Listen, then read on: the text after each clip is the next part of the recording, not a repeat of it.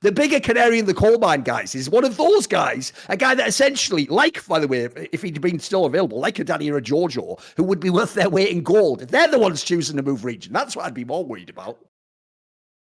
Right, this is going to be another episode of Summoning Insight. Obviously, people who are following this Twitch channel or our schedule in general on socials will wonder what happened to the Best Damn League show earlier today, which obviously normally is on Wednesdays live, but now was going to be today at 2 p.m. CEST. But the problem is, I'll just be honest with you guys, I was made so physically sick by even the premise that Kazi is a 3-time LEC champion when my old mate Forgiven never even won one, upset 0 titles ever in history. I couldn't keep it down, guys. So unfortunately, I was ill. But luckily, though, here's the thing, Monty. This is where Summoning Insight is actually starting to heal me, because Summoning Insight, the show, unlike Best Damn League show, is sponsored by Liquid IV.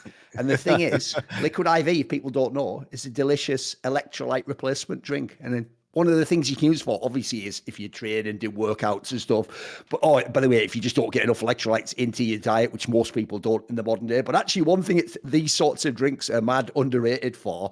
People might know they use them as like a hangover cure or whatever. But in the same sense, essentially, obviously, my body is now depleted, isn't it? Because I've just been sick.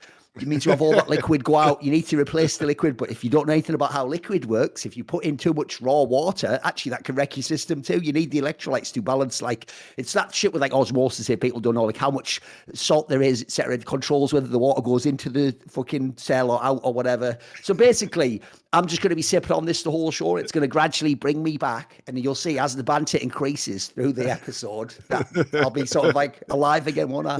You'll be resuscitated. Exactly.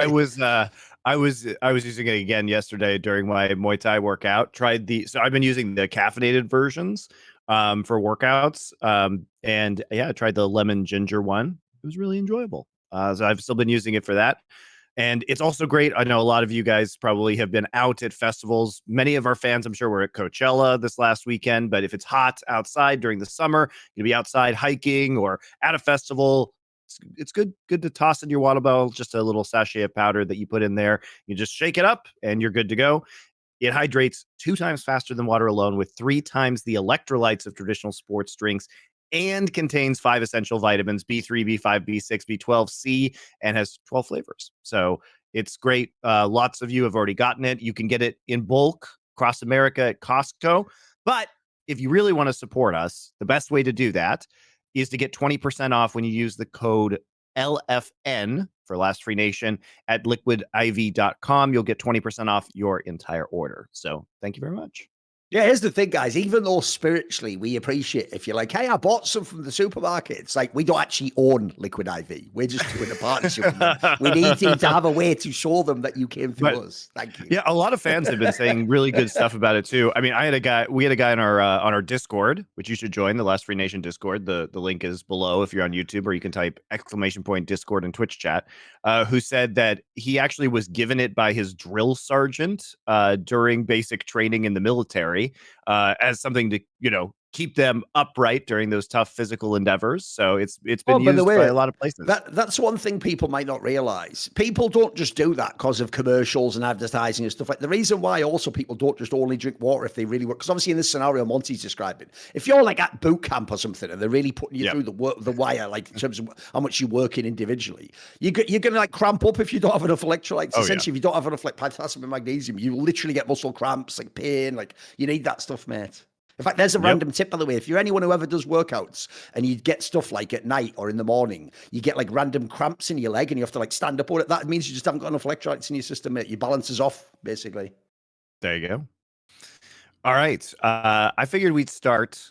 So much we can talk about on this one. That was LEC playoffs. So much, but with the return to our old friends at Evil Geniuses and their latest round of shenanigans. Do you know my favorite part about this? As soon as I saw it, Monty, because sadly I've realized I should really stop complaining about this aspect that no one else remembers the context. And it's like that's actually why I'm essential to the scene. Like, why am I actually trying to encourage other people to take my spot? So what I'll say is this: I'll do the Thorin thing. What you need to remember, the key framing, guys, when you see this information, that Evil Geniuses is probably losing their their entire team is, remember, Evil Geniuses, when Danny situation told you they're one of those like player-focused dogs, they told you, by the way, the last 2 years that the whole thing in League of Legends was about Jojo and Danny. It was all about building those two guys up, and that this was like showing, by the way, they've mainly done this in CSGO, but they even brag in CSGO about how they've built a talent pipeline that like transports talent up through. Well, the problem is if you do all that, Monty, you can't then go, right, well, we had one bad split, fire everyone. What, including those guys that you said were like the entire investment of the org and we're all our pride and joy? Yeah, fire them too. Like,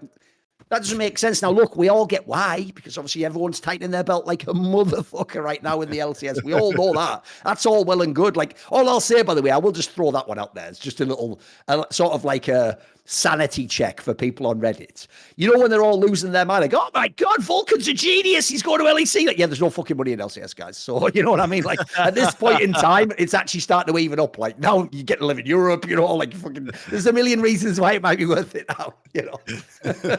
I don't imagine there's the bidding war there used to be, because obviously, if people don't know, because that's a tied-in connection, because we're going to talk about that in a minute, I'm sure. The reason why that's more significant to me isn't the fact that Vulcan's chosen it, Monty. It's that we've talked on the past 2 years of shows that literally Vulcan is one of like 4 players that decide the entire off-season of League of Legends every time he's available. So that's the bigger deal. The bigger canary in the coal mine, guys, is one of those guys, a guy that essentially, like, by the way, if he'd been still available, like a Danny or a Jojo, who would be worth their weight in gold. They're the ones choosing to move region. That's what I'd be more worried about. Well, I mean, it makes total sense. As we're aware, as you say, like the only reason that a lot of these players were sticking around North America in the first place was because of the paychecks. That was the big draw. So if the scene is going to dry up in terms of money, it makes sense that there's going to be a reverse exodus because people want to play in a more competitive league. Like if the money's equal, you know, maybe you play on a top 3 LCS teams just so you can get to Worlds or, you know, potentially MSI if you're top 2, right? And so there is an attraction to that if you're going to be on a better LCS roster. But EG was clearly suffering from a lot of the drama from, you know, they underperformed.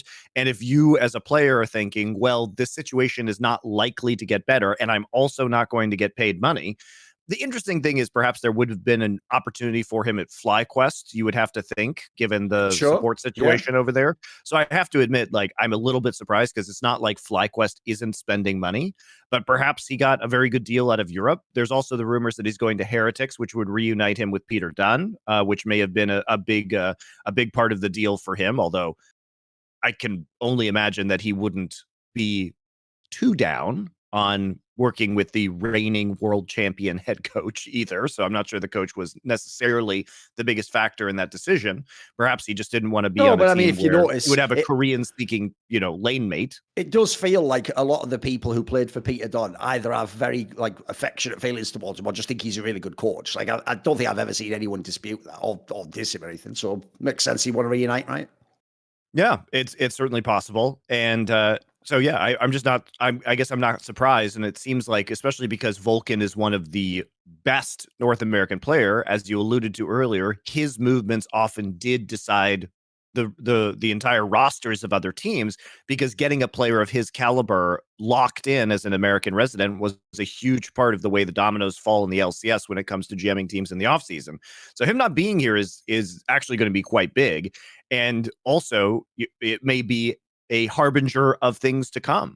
If other players are going to be moving over to Europe to try and be more competitive, we may just see a consolidation of talent in the European region outside of the top couple of teams in the LCS. Like, we could see LCS really becoming like a 2 or 3 team league where those teams just kind of dumpster everybody. Basically what the LMS was for all those years. Right. So it'll be. It makes sense, right? There'll be a couple of teams have all the money, like Cloud9 team. Like they'll get the big names. But yeah, the rest of the league probably shouldn't be that competitive. It's just logical, isn't it?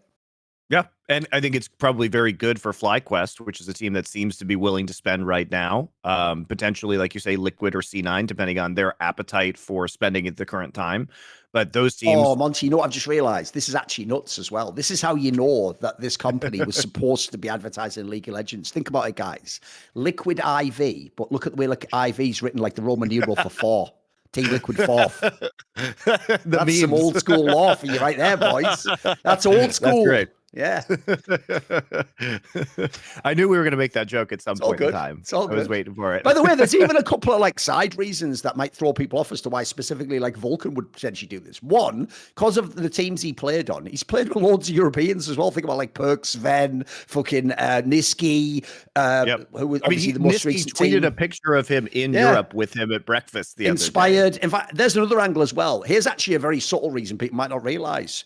If people don't know, Vulcan is from NA, but he is literally from Quebec, the French-speaking Yeah, part he of speaks Canada. French. I assume he even A would want to speak like whether he can speak French to Nisqy, etc. Obviously, and then B, if you're in Europe, like it is like more of that vibe anyway. I don't think he'd be as put off. I think the problem is this: if the classic ones like the doubleths of the world, some of them might have some silly ideas about what Europe is and think it's all weird. I always thought they should have gone as well, Monty. Like, in my opinion, and the same way as we always said, like. Bjergsen and Jensen should have done like 1 year in LEC just to see. I always thought like someone like Doublelift should have done 1 year just to see like if it was a different vibe or if he could have gotten a cool team that when they did a deep worlds run, you know. So to me, I think it's just a slam dunk for Vulcan. Yeah, it sounds like a great move. The only downside is this, Monty. It's the destination I'm not as a big fan of. If the story went like this, because he worked with Perks just called up him now and he said, let's make the super team, come over to Vitality. Now I'd be if it's like joining Heretics, it's like, so now it's Jankos and him. Brilliant. Brilliant. So we'll see about that one. We'll see about that one. I mean, look, I think Heretics can probably make some pretty good moves. Like, obviously, with Jankos, they have somebody to build around at the very least. You'd have to think that they're making a top lane move, given how things went last season. And if they make a support change as well, I don't know if this team is necessarily so trash anymore, right? The problem is, though, that's the one downside of Peter Dunn teams is I don't know if he's that harsh though in terms of the cuts. Like, do you actually believe he'll make those cuts? Because the problem is he seems like the kind of guy to me who just like believes in people and like gives the extra chances. So we'll see. We'll see on that one. I'll be interested to see whether they do make cuts or not. Yeah, I do think the solo lane scenario is untenable. I think Ruby already announced that he's been allowed to look for other teams. So we'll just have to wait and see how the GMing plays out. It seems like there's especially because mid is surely the easiest changes. position to replace. Come on, guys. I mean, Leader showed you that there just is talent in Europe for mid lane. Come on, you don't have to have an import for that role, do you? So yeah, back to EG though. So what they're doing, guys, I know we briefly alluded to it, but we didn't say it, is the rumor is that they are dropping their entire roster except maybe JoJo. So that means that Someday, Inspired, FBI, and Vulcan are all gone, and we'll see if JoJo sticks around. You would think possibly 100 Thieves would be very interested in JoJo PN, given that they just lost Bjergsen. So this is, I mean, I am shocked that they are capable of dropping these contracts halfway through the season without having to pay them out. I mean, I'd love to know what the clauses are when it comes to breaking those deals. That seems so suspicious because, like, from my history of seeing contracts, Monty, you can tell me if it's similar for you. Usually, they don't actually try to build loads of crazy clauses in because actually most people naively just go into it hoping it'll all work out and everyone will keep playing the whole time. Usually, they're not actually like the companies could be way more evil with how they frame them. You know, like all that stuff I reported about Excel. The whole point was that was stuff that wasn't in the contract, Monty. That was them trying to like enforce things just through social pressure. It wasn't really on the pit, like, and then you can be fired after a month. Like, no, obviously not. And also, you know this. Look, it's not as bad as Germany, but California labor laws are pretty half decent too. Like, they definitely don't let you just mess around and just fire people for no reason. In fact, the whole thing I'm pointing out about the Evil Geniuses org, if you remember, Monty, with their execs and actual employee people, was they had a track record of trying to use the like for cause angle and say that's why they fired you. So I'm amazed actually that this is even happening on this. I would have expected it more like TSM, like they'd try and slash the payments or something, or just keep 3 people and then make some bullshit pivot on why they were changing. But the idea they fire everyone except that's just wild, isn't it? I mean, what if it's everyone? So there's several possibilities that could be happening here. First off, there could have been a termination clause in the contract that could have been performance based. Now they probably have to pay some sort of fee. They probably have to pay some sort of fee if they terminate the contracts. It could have not been performance related. It could have just been, hey, we pay you X% of the contract or X dollars if we terminate your contract early. Handshake or whatever. Yeah, and the other thing.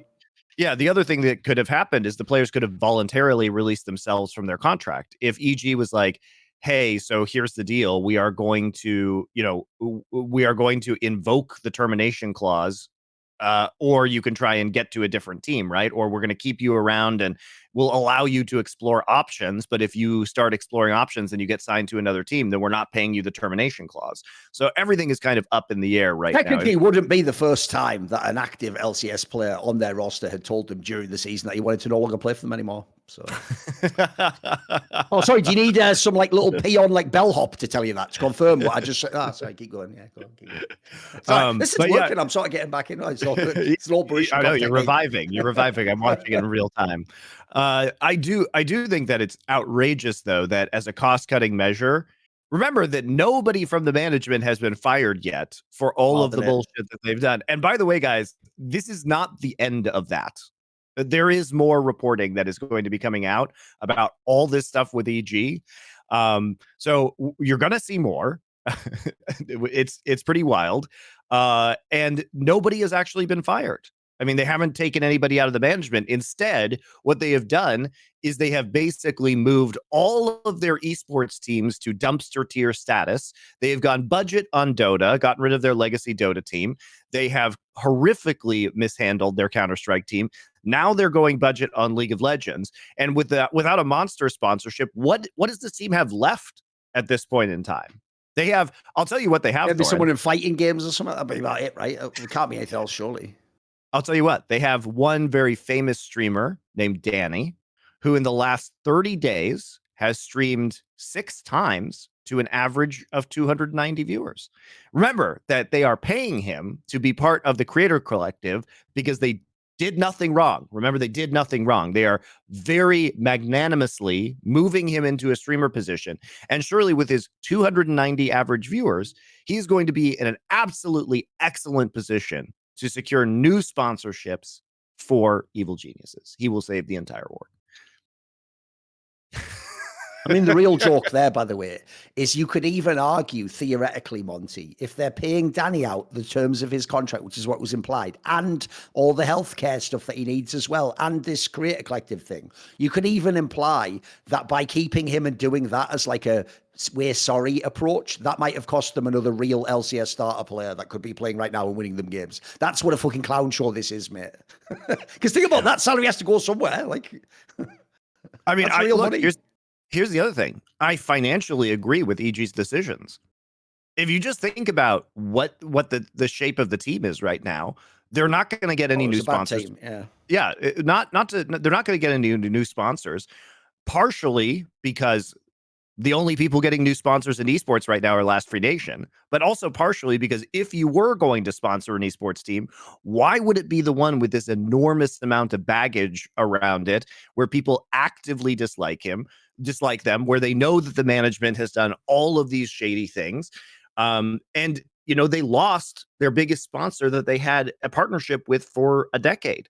So it's a really bad look. It's a really bad look for them. I guess maybe Chevron will save them in the end. I can't imagine like what that sponsorship is supposed to do for them. And it's amazing to me that some of their existing sponsors have even stuck with them for this amount of time. But yeah, I don't know. I don't really know where this org goes right now, but it just continues to fall apart.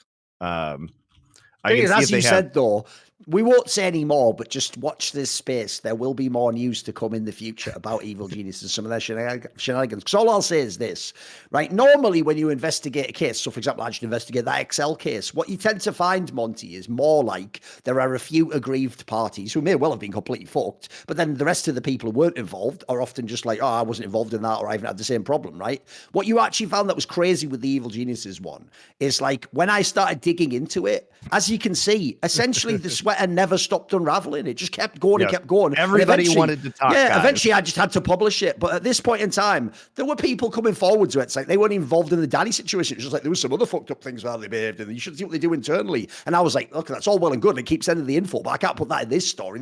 So essentially, yeah, the EG one, I'm pretty sure that my read on that whole situation is those top exec people, like the Nicole LaPointe Jameson people, they are the asshole where they just treated everyone with a similar level of disdain. And you know that famous thing people say sometimes, Monty, that when you one of the red flags if you meet someone, it's like a dating tip, is if they treat people who are sort of like socially below them, like a waiter or something like a valet. If they treat those people like trash for no reason, that's a massive red flag that they'll essentially treat you like trash if they don't follow you. That's the vibe I've got basically in this org. Like these people who've been doing this to pro players in LCS, also just did it to everyone, just did it to all the bloody staff and all the bit, and had the same power games and tried the same outrageous stuff. And the problem they have is this: that would probably never come to light if it wasn't obviously for the big player angle that everyone's interested in with Danny in. But that's it, mate. Now that that's happened, that was the fucking stopper. Now that's off, it's all coming out. So just, I don't know what the timing will be, but it'll all come out eventually, guys. Don't worry. It will all come to light.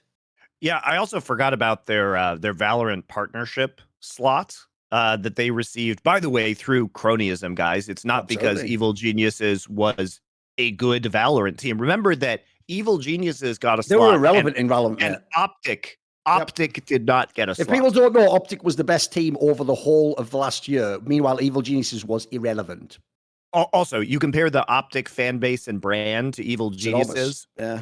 I mean, Optic is getting hundreds of thousands of views on YouTube videos and is huge, and EG gets 200 views on a video. So the only explanation there is like pure cronyism, why Evil Geniuses was selected by Riot. And even now in VCT Americas, they are second to last place, 1-4 in the standings, doing absolutely horrifically.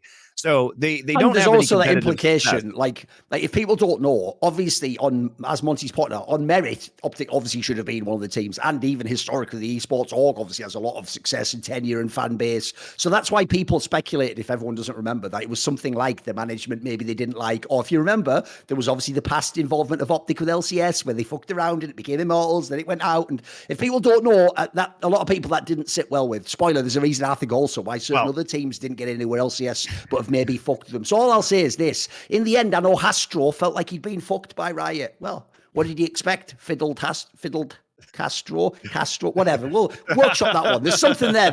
We'll go back to that. We'll circle back later on. I do know that there were rumors that I have heard also, and I think it's pretty likely that they didn't do a good job with their initial application for partnership. Could well be. But they did actually, I know later on they did fix it and like do a proper application, but Riot was still salty over the original one. So even though they gave them the one that Riot wanted eventually, like very quickly after the first one, Riot was still very mad at them. So decided in a petty manner to reject them. So, yep, that's a classic Riot right there. So yeah, that's it's always interesting to hear about the current EG scenario and what's going on. It is outrageous to think that they signed all of these players before the season, that the core of this roster was a championship core that was likely disrupted. If their competitive success was A, disrupted by the sickness, the COVID that they had towards the end of the season, but B, was probably enormously disrupted by all of the drama caused by the management's treatment of Danny and the management's other shenanigans, especially on social media. And as we know, within the EG facility. So instead of getting rid of the distraction, you get rid of the players instead and go with some sort of insane budget roster. So it's really shameful. Also, by the way, the reason why I find it so interesting is because this is where the damage was done from that Danny story, mate. If that Danny story never happened, the way people would be framing this now would be like, we're losing one of the best teams. Like, what happened? Like, EG was one of our best LCS orgs. And Nicole Point Jameson, just because she checks all these boxes, is one of the best people to ever work in esports. And she's trying to change things and all. Because you know the worst thing about the EG org is they were one of those inverted orgs. They actually flexed that they were the socially conscious ones. They were the ones who understood the modern day of esports, whereas obviously that's all just bollocks, isn't it? So now no one really gives a fuck. I don't think anyone really cares about EG now, unfortunately, mate. In fact, that's the saddest thing about them losing the roster. Like, even though this lineup definitely mad underperformed, the core of it still looked like it could be a really good team. Like, I thought, you change one or two pieces in, you got a potential champion again. Yeah, I mean, I don't even know if you have to make any kind of roster changes. You just have to have a more stable environment. Like, I don't think that the roster was the main issue with EG. The players just seemed off compared to where they were previously, and there were many plausible explanations for that. I mean, you also got rid of the coach in between seasons. Like, you got rid of the coach that got you a championship. So it's been a slow and sad dismantling of this roster that I find very disappointing. And at the end of the day, is going to make the LCS a significantly less the competitive obvious region. problem, Monty. I know where they fucked up.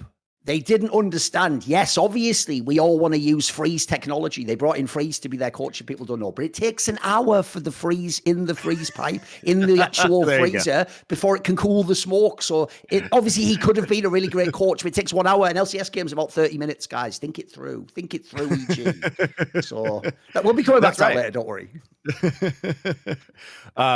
Well, we'll just finish it. We'll just finish it now. So obviously, as you guys know, you can head on over to www.thefreezepipe.com and you can get one of their bongs or dab rigs or pipes with the glycerin filled chamber. Obviously, maybe for EG an oil rig, maybe that'd be more appropriate. Yeah, keep going. There you go. Keep going. An oil rig for EG. Yeah.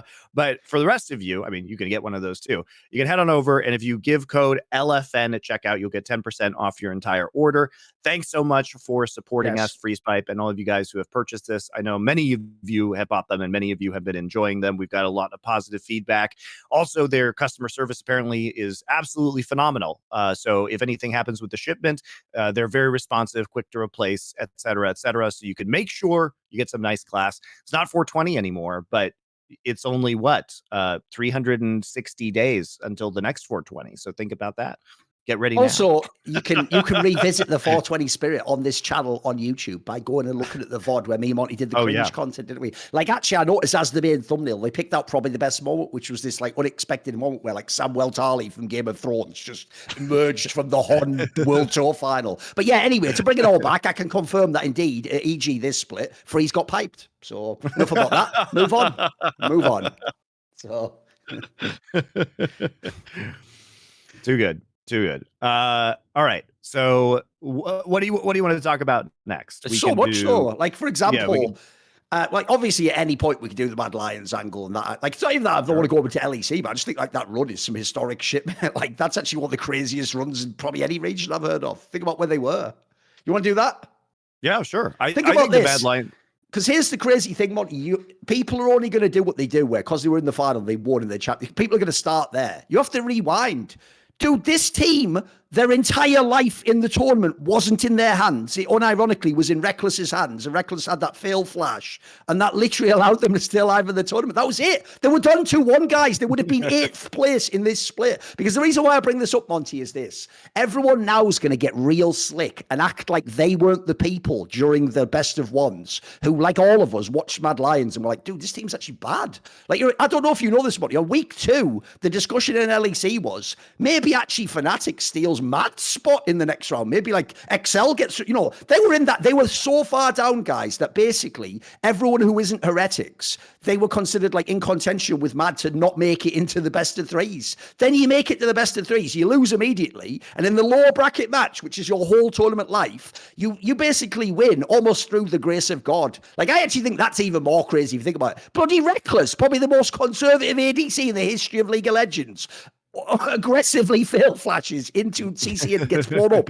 What the game-winning play, like, of all things you wouldn't think would happen. My point there is, like, Lions didn't make that happen. That wasn't counterplay. They don't control the Nexus. Like, they actually should have been out of this tournament because they weren't, though, and they got that one chance more. This might be the craziest parlay I've ever seen, Monty, because after that, they just cleanly took care of Astralis. That wasn't even that big a deal. Then they beat G2 in a best of 5, guys. Like, that was, everyone remember, think about how many weeks of discussion we've had about how the point systems ruined it. How, like, if they beat G2, that might even ruin, it's all those discussions. In the end, the joke is now, not only has Mad Lions won and like earned their spot, but even worse, like, now it's G2 that's going to get all the flame because BDS actually probably is better than G2. And G2's just going to MSI in the most lackluster form ever. So I think this is crazy. And then even the final, mate, that was some like movie script shit. Like, in the final, when Crowley's getting those pentas, you're just like, this is over. Like, Like, obviously, this is a 3-1, a 3-0, easy business,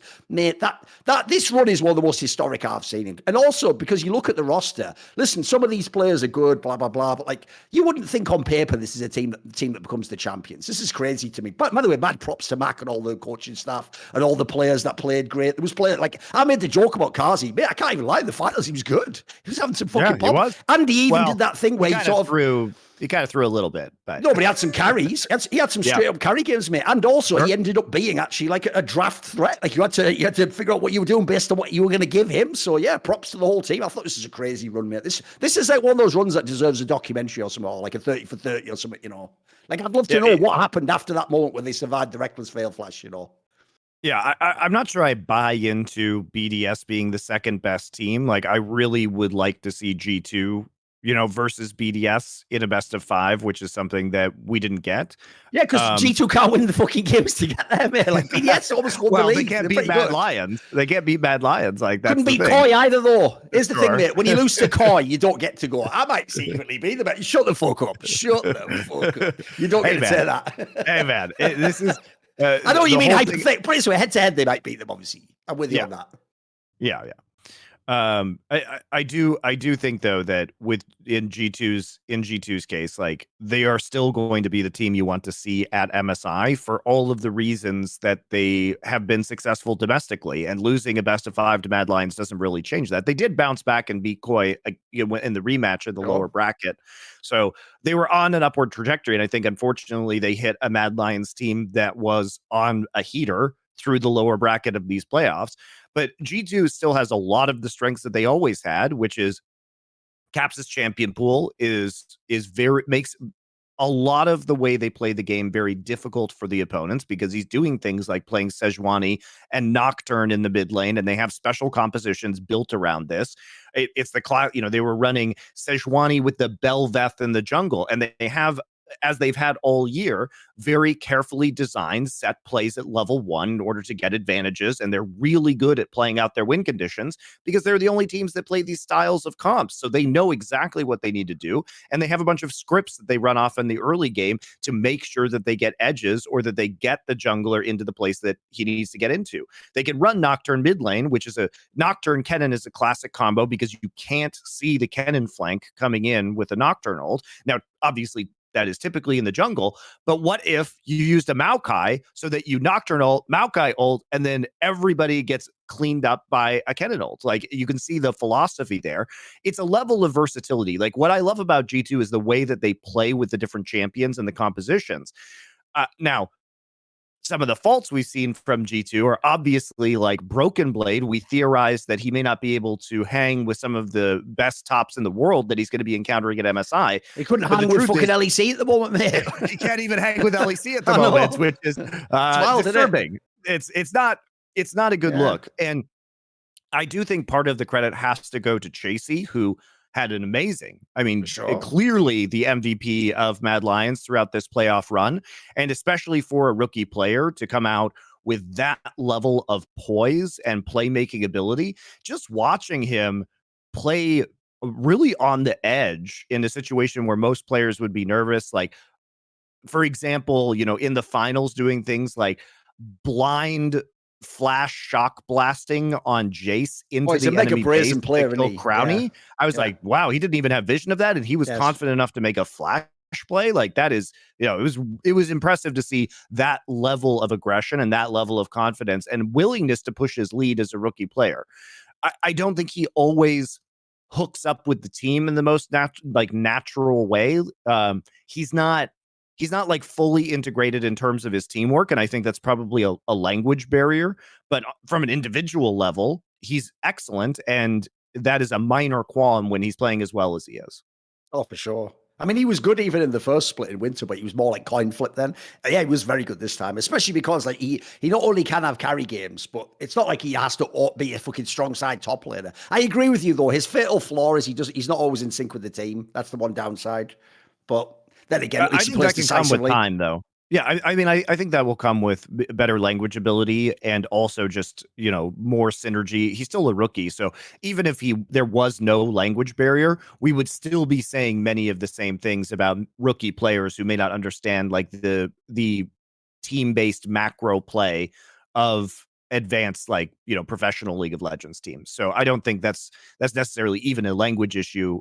Is just a rookie issue that probably can be solved. By the way, I will also caution that we have to say that part of Chasey's performance, as good as it was, Photon massively underperformed compared to the regular season. Yeah. He was quite bad. And then the other top laners he faced were Broken Blade and Adam, who are not good.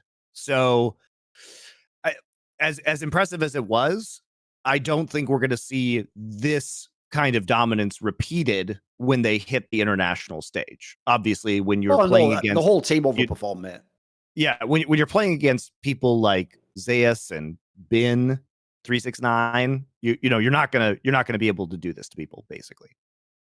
I do think, though, that a crazy angle to this story as well, this is why it could be a documentary, mate, is remember, by all standards of how the industry operates, Mad Lions tried to sell Elyoya in the offseason. We covered it on this show. They were going to sell him to G2 for 1.1 million or something, but then G2 wanted 1.2 million or so. Some ridiculous thing like that, where, if you don't know, guys, they essentially just quibbled over the amount, and then one party did that thing that I actually think is pretty unprofessional, where you just go, right, well, then my whole offer's off forever then. And you're like, oh, well, did you want the player or not your child? So basically, for whatever reason, that's why actually G2 ended up with Yike. If people don't know, there was a whole scenario where Elyoya was supposed to go to G2, I think, or Fnatic with the two, from what I remember. And it's basically, as far as I know, all parties wanted these deals done. Because if you're Mad Lions, guys, if you don't get it, an org like theirs doesn't have tons of money. So if you can get 1 million for a player, you do it. Now, look, it means you won't win, but then again, Mad Lions weren't in a position to be the number one favourite anyway. So it just makes business sense to do it then. But because they actually fumbled the bag and Elyoya just ended up stuck in Mad Lions, put it this way, there'd be no championship without him. He's probably still the best player on their team overall, right?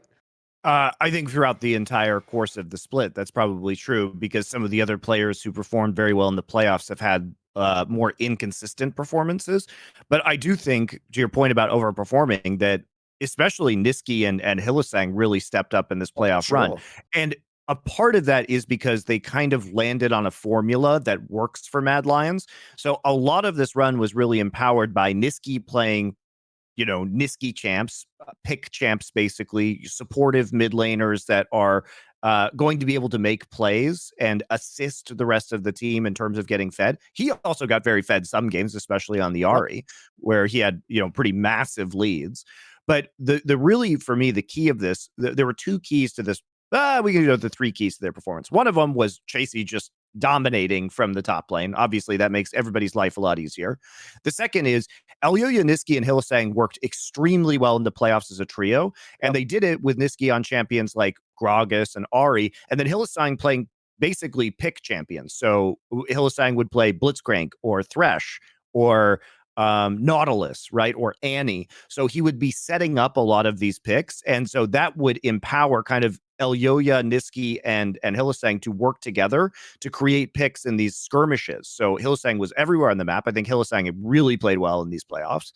And then I think the third thing is that Carzzy was, for the most part, extremely stable.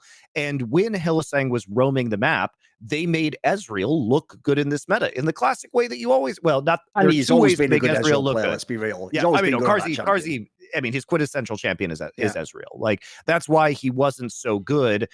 For example, last summer in the Zeri Sivir meta, he was kind of a liability. Now, his Jinx was also very good through these playoffs, but Jinx is another champion, as we've seen from T1, that when you play Jinx in a pick composition, you basically just play to get the first pick, and then you get resets, and so you can power up and kind of mow through an enemy team that way. But Ezreal, as you say, has been Carzzy's preferred pick. It's his signature champion. And when you have an Ezreal with a roaming support, you can farm safely under the turret. The crazy thing is Carzzy was actually getting kills in the bottom lane and getting ahead in the bottom lane during this time, when I don't think that was really the game plan. The other thing, obviously, you could do with Ezreal is play like Karma Ezreal and play a very aggressive, pushing lane, but that's not how Ezreal's typically been used. Ezreal is a key to unlock your support on the map. And I think Mad Lions' game plan was, we're just going to be everywhere with Nisqy, Elyoya, and Hylissang, punishing any kind of macro mistakes that you're making. If you're caught out on the map, we will 100-0 you with this trio of champions that we have. And so they mostly played this style. There are a lot of questions, such as, why was Nisqy allowed to have Gragas this many times? It's Very bizarre, isn't it? mysterious question.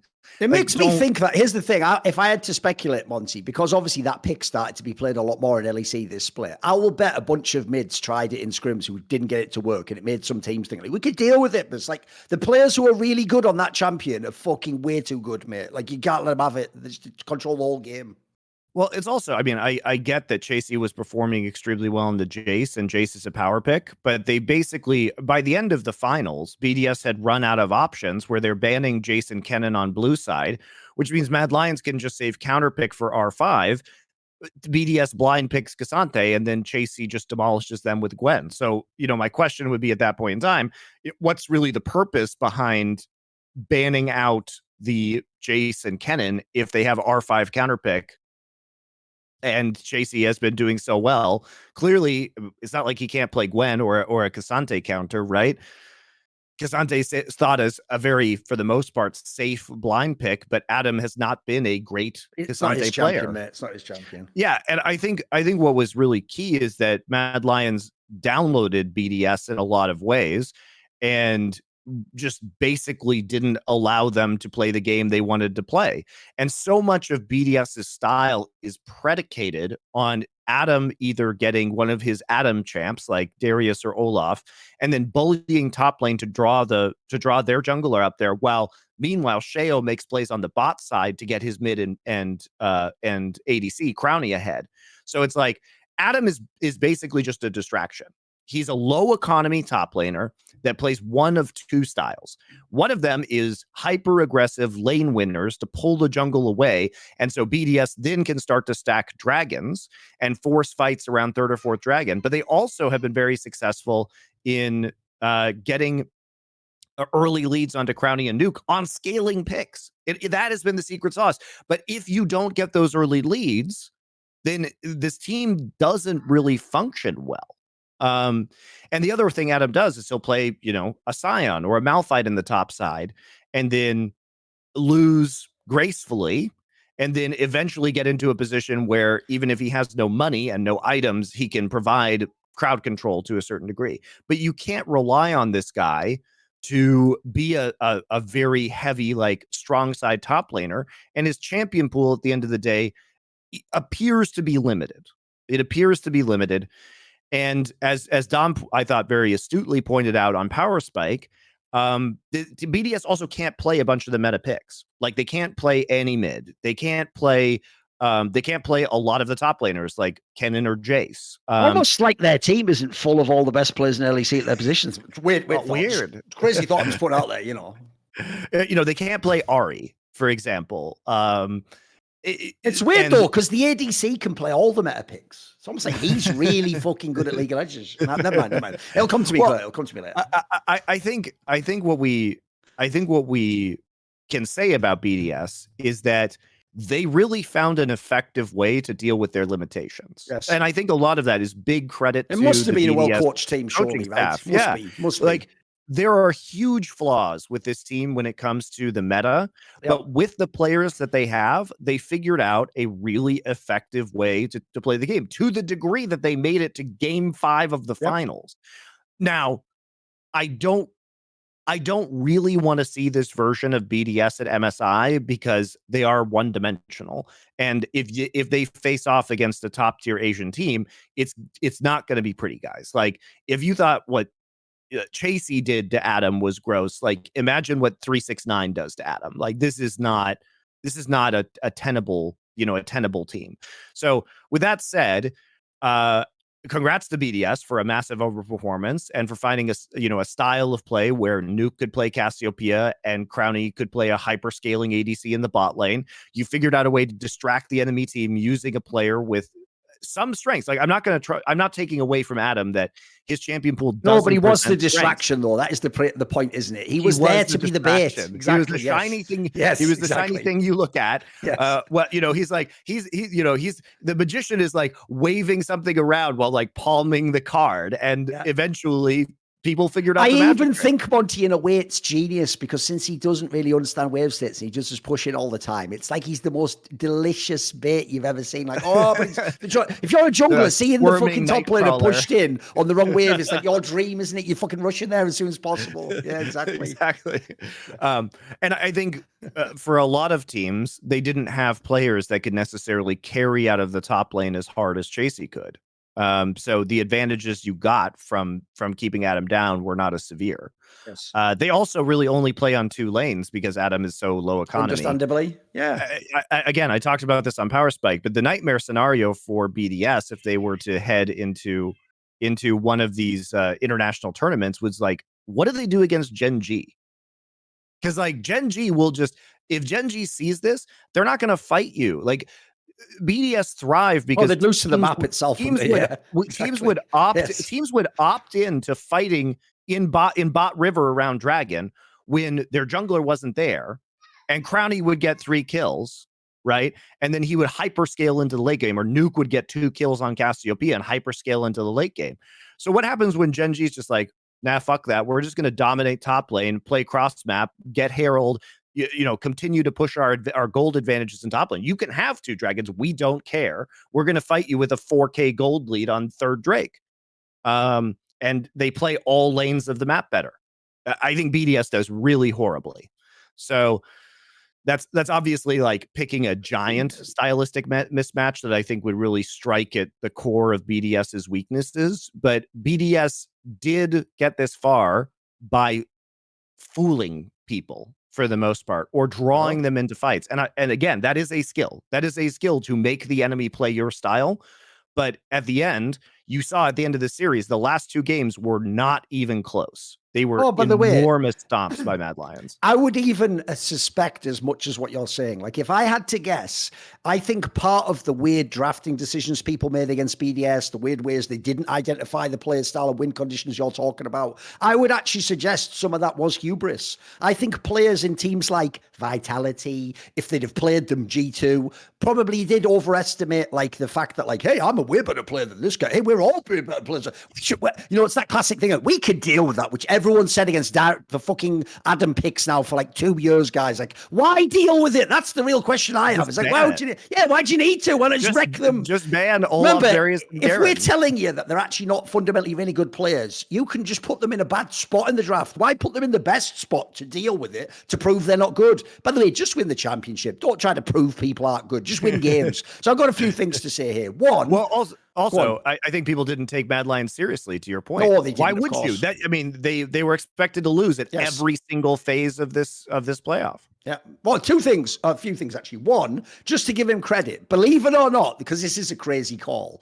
When the fucking groups part was going on, before those results had happened, I know this is mad, but Rich on side select, and obviously he was on 4 Horsemen, did actually predict Mad Lions would make the final. That is a real call he made. It's crazy because obviously he didn't give any of his context, but fair play. That is a mad call. Secondly, Shio. Game 5, come and me wanna go. Here's the thing, Shio actually was a pretty good jungler this split, mate. Like, spoiler, I'm pointing this out before. I don't think the Nook split can ever be repeated or carry on or be replicated. I think he's just an average mid laner in LEC. Here's the thing, I used to say he was the worst mid laner, so I'll give him his average now, right? But I do think that the Shio part, he seems like he does the heavy lifting in that combo. And as you say, this is the reason why, as counterintuitive as it sounds, Monty, you wouldn't actually want to see BDS MSI. I was just referencing it because it looked, quite frankly, like they'd earned their spot in terms of how the system worked. But if you look at like the way they play, as you say, essentially this is the plateau. Like, they've got everything they can do. Like, stylistically, the coaches have killed it. They've done you covered every hole you can. You've emphasized every strength. You got all your draft. This is the best scenario, guys, and they still didn't win LEC. Like, internationally, they would get torn apart. I mean, we can transition this, mate. I think the one last thing I'll say is about BDS is this. I do just feel really bad for Crownie, though, because this was not just a chance to win the LEC title, something that must have been a dream of his. But if he'd have won, I think that would have been one of the craziest individual runs ever in the history of Western League. Like, that would be a fucking hard carry performance of all hard carry. Like, what a fucking... I think he still played well enough to win, quite frankly, man. I thought he played very well. You know, so I do feel very bad for him. I mean, it's still absolutely amazing that Crown Shot was not playing on this BDS roster. And I know we've gone over this to death, and I know that there were prerogatives that BDS had for doing well in the ERLs at the time, which kind of handcuffed them into maybe playing X-Matty. But the fact that a guy of this caliber, and also what was wild at the time was I was saying this last year that Crownie was really good, and why the fuck wasn't he? And a bunch of fans were saying things like, oh, he's not good enough to be in LEC. And I was like, that's such an outrageous take. Like, just because he was on bad teams doesn't mean he's not a good player. He was nearly always the best player on those teams as well. Like, he's had a very good career generally, individually. Yeah. Yeah. And so, it is pretty wild that, he wasn't the one that was taken by a different LEC team. Like, obviously he had some struggles getting cut from various rosters when he was on Vitality, but this guy looks incredibly legit still. And I don't think it's just this meta. I think he is playing these scaling champions because that's what his team needs stylistically him to do for this whole thing to work, like the whole BDS style to work. But yeah, I think he's just been really, really good. And at least this roster has something to build around, or Crownie can probably go and upgrade. I mean, look how many other ADCs kind of bombed out so far this split, like Neon not working out, but Crownie's been a breath of fresh air and kind of a revelation as he returned to the league. And especially with players that weren't super strong around him, he really shouldered the burden that was required in order to carry this team. So regardless of the fact that they lost, the run has been deeply impressive from BDS, and they've got something to work with.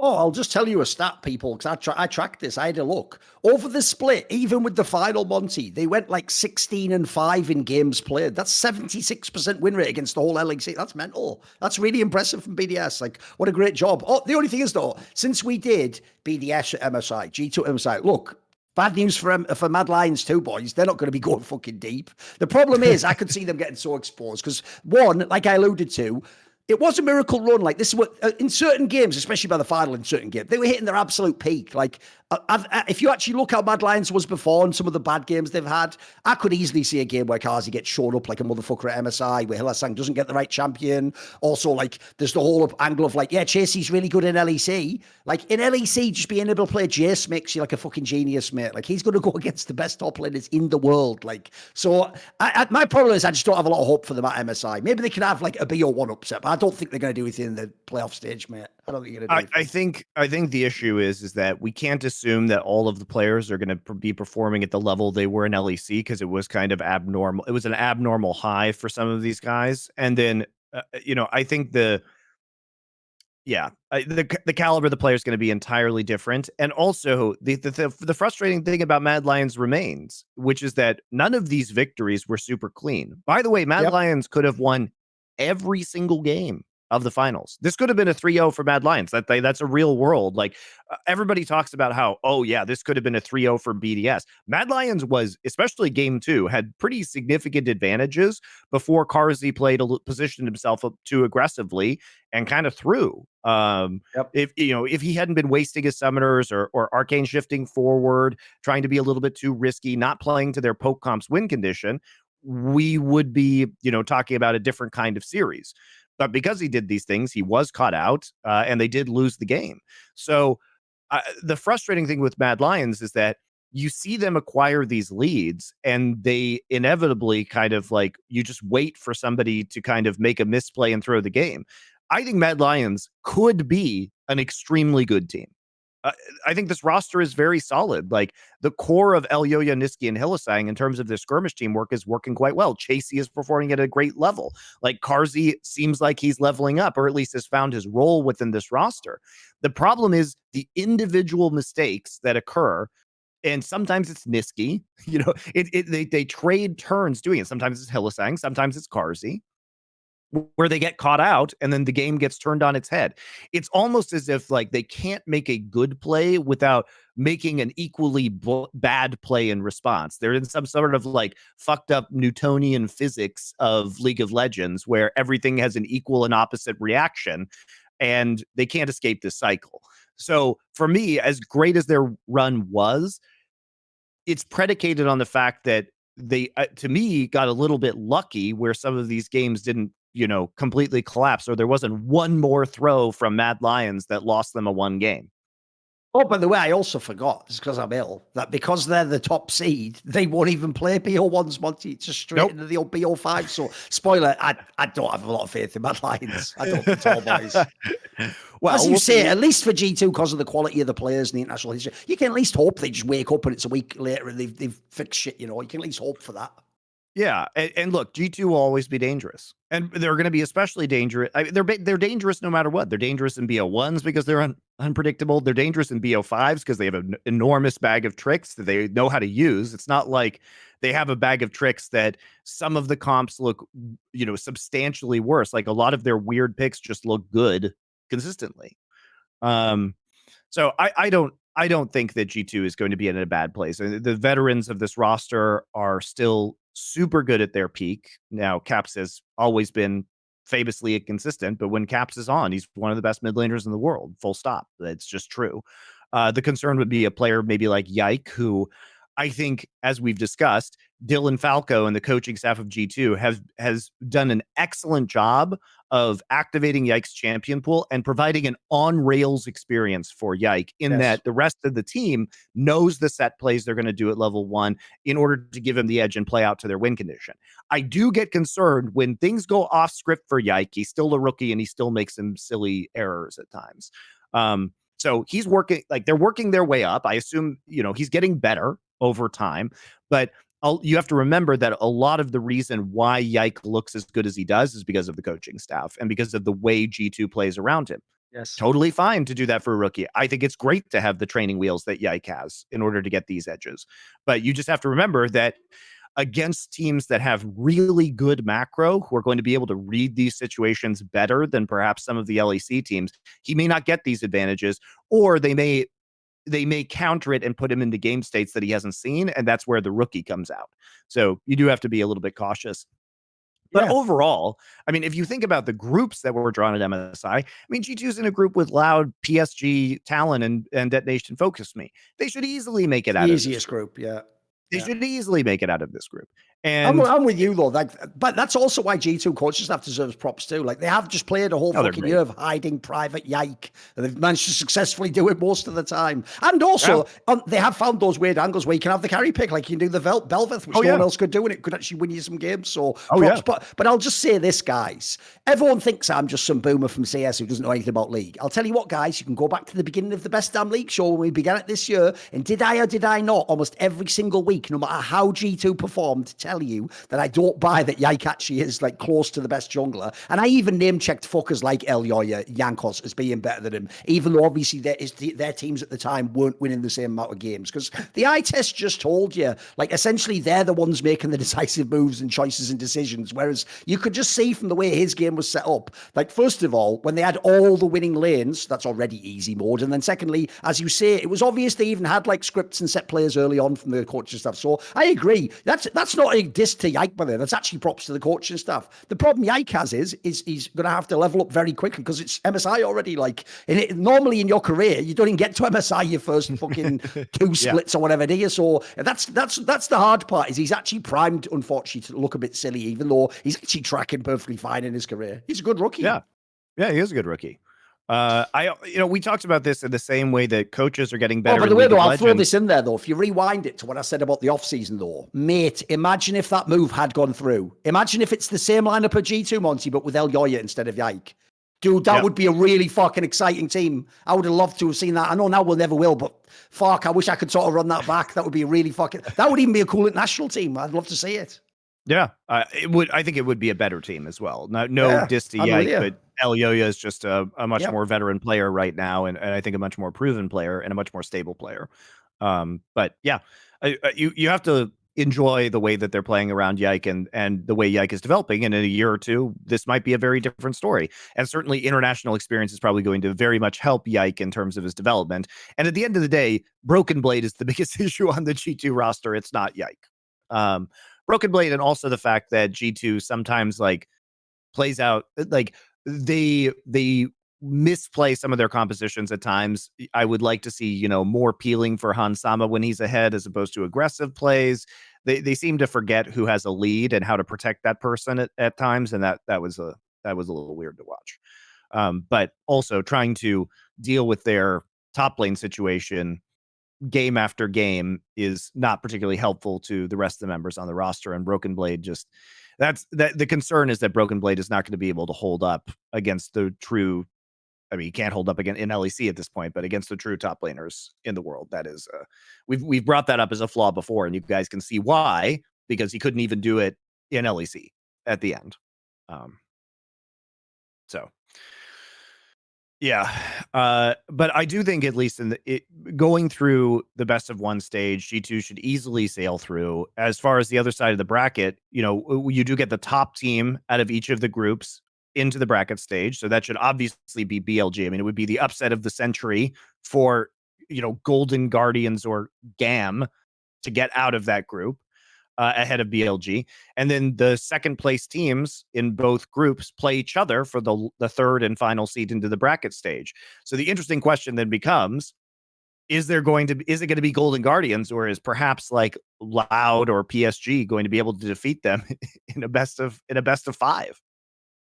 And obviously, historically, it would be the PSG run. But I mean, Loud was not that bad last Worlds, right? I think they were half decent in the playing then. That was the one where they beat a Fnatic or something, right?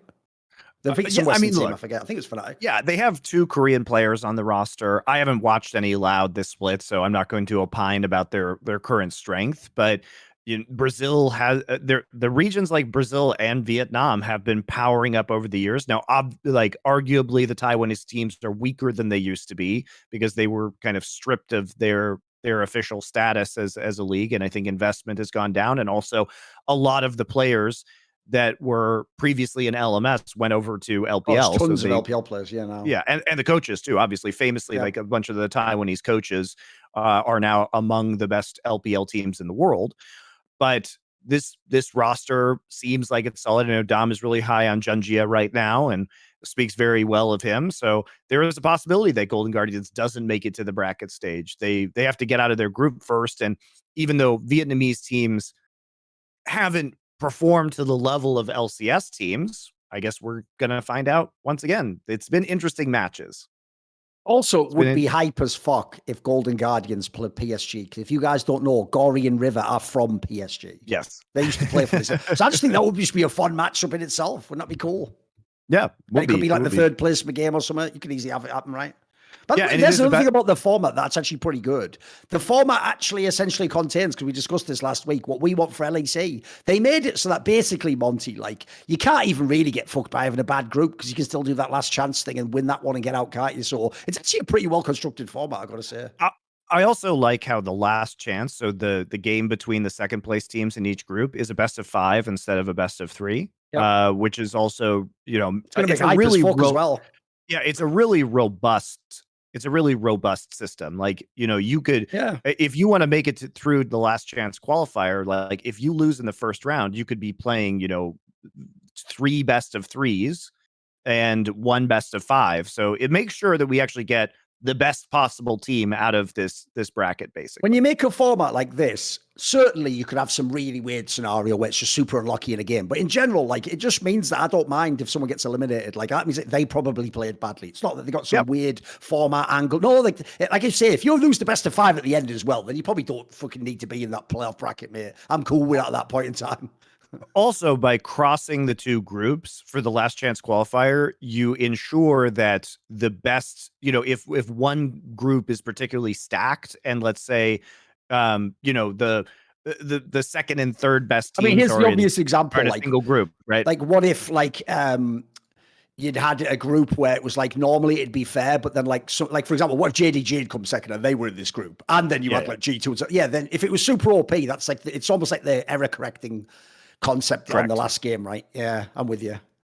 So yeah, crossing the groups is really good. Having a best of 5 is really good, and especially because one of the features that we've been wanting. I'm almost having to pinch myself to realize there's no BO1s in this tournament. Holy shit! Because the saddest thing though, this is where I'll never be able to fully enjoy life, Monty. I know I should just go, great, no best of 1 story. This is what you always wanted, buckle up. But then that part of my brain just goes, but we could have had this the whole time. No, I can't do that. Don't do that, guys. Don't do that. Just live in the moment. Enjoy what we've got. It's all good. It's all good. But that took 10 years. I know. It took 10 years, but we finally have something good. Don't fuck it up. Don't fuck it up. It's all good. Don't worry. If you start criticizing it, right, we'll change it back to spite us. They will. Exactly. They will do it. But to my point, like the other reason I like why the last chance qualifier for the final bracket slot is the best of 5 is one of the things we've been complaining about is that we haven't had enough best of 5s between minor regions. So instead of just having a best of 3, we're going to get a very impactful best of 5 potentially between NA and Taiwan or Brazil and Vietnam, right? Japan and NA, right? So we actually get to see a hype match with a lot of stakes. Now, they will get bodied in the actual bracket, whichever of these teams goes through. Almost certainly they have no shot. They will be the weakest team by a very large margin. But at least we're going to get one competitive match. It's the same shit that we saw with EG versus Mad Lions at Worlds last year and why that was such a hype and fun match. Because they're actual stakes, and we don't just get to see these teams eliminated by getting beaten 8 times in best of ones like we did in the horrible MSI format that existed last year. I am very, very excited for this. I'm very excited. Should be some really good games. Oh, by the way, there was one other detail we didn't mention about the LEC run. Congrats to Nisqy for becoming one of that incredibly small group of people who've won LCS and LEC. That's pretty good. Remember, when he won LCS, even I was one of the people, that was back when I thought, like, he wasn't as good a player, I'll say that. But that's back when it was like, come on, man, it's because you've got, like, Blabber and the fucking Cloud9 team, you won that one. And it's LCS, it's not LEC. Like, at the time, remember, that was like season 10, guys. Nobody would have told Nisqy, oh, move back to Europe, play on, like, not even on Fnatic and G2, although he did play Fnatic for a while. And eventually, one day, you just win the LEC. Everyone would say, you'll never do it, mate. Everyone, in fact, he's one of those players everyone would tell, no, you're like Jizuki, mate. Stay in NA. Just stay there. You can dominate there when it's like the kids' table, but obviously caps and perks are going to be over in Europe. Don't even try that. So props to him because, by the way, this is what's weird about Nisqy's career. He won the split this year. I actually thought it was last split might have been his best split ever, dude. I thought he was banging in the winter split. He was having some really impressive games. So he's just another player who, over the years, has actually leveled his game up. He has shown progression. He hasn't just stayed at the same level. I think he's just consistently gotten better. And that was surprising because he was always that setup mid lane player. But then we saw he started when he came back, like he took that break after coming back to Europe. And then when he came back, he started actually having some really good hard carry performances on champions like Sylas. And his Syndra has always been one of his signature picks. And now we're seeing him back TF every now and then. You see how impactful that is on the fucking draft if you can play it. Yep, and now and we're works seeing, with every jungler. Still carries to this day, amazing with every jungler. And he's still on the RE. He's added the Gragas, which should have been banned throughout the LEC playoffs. So he continues to develop, add new champions to his pool, and he has a versatility in terms of playstyle. Now, I will say this.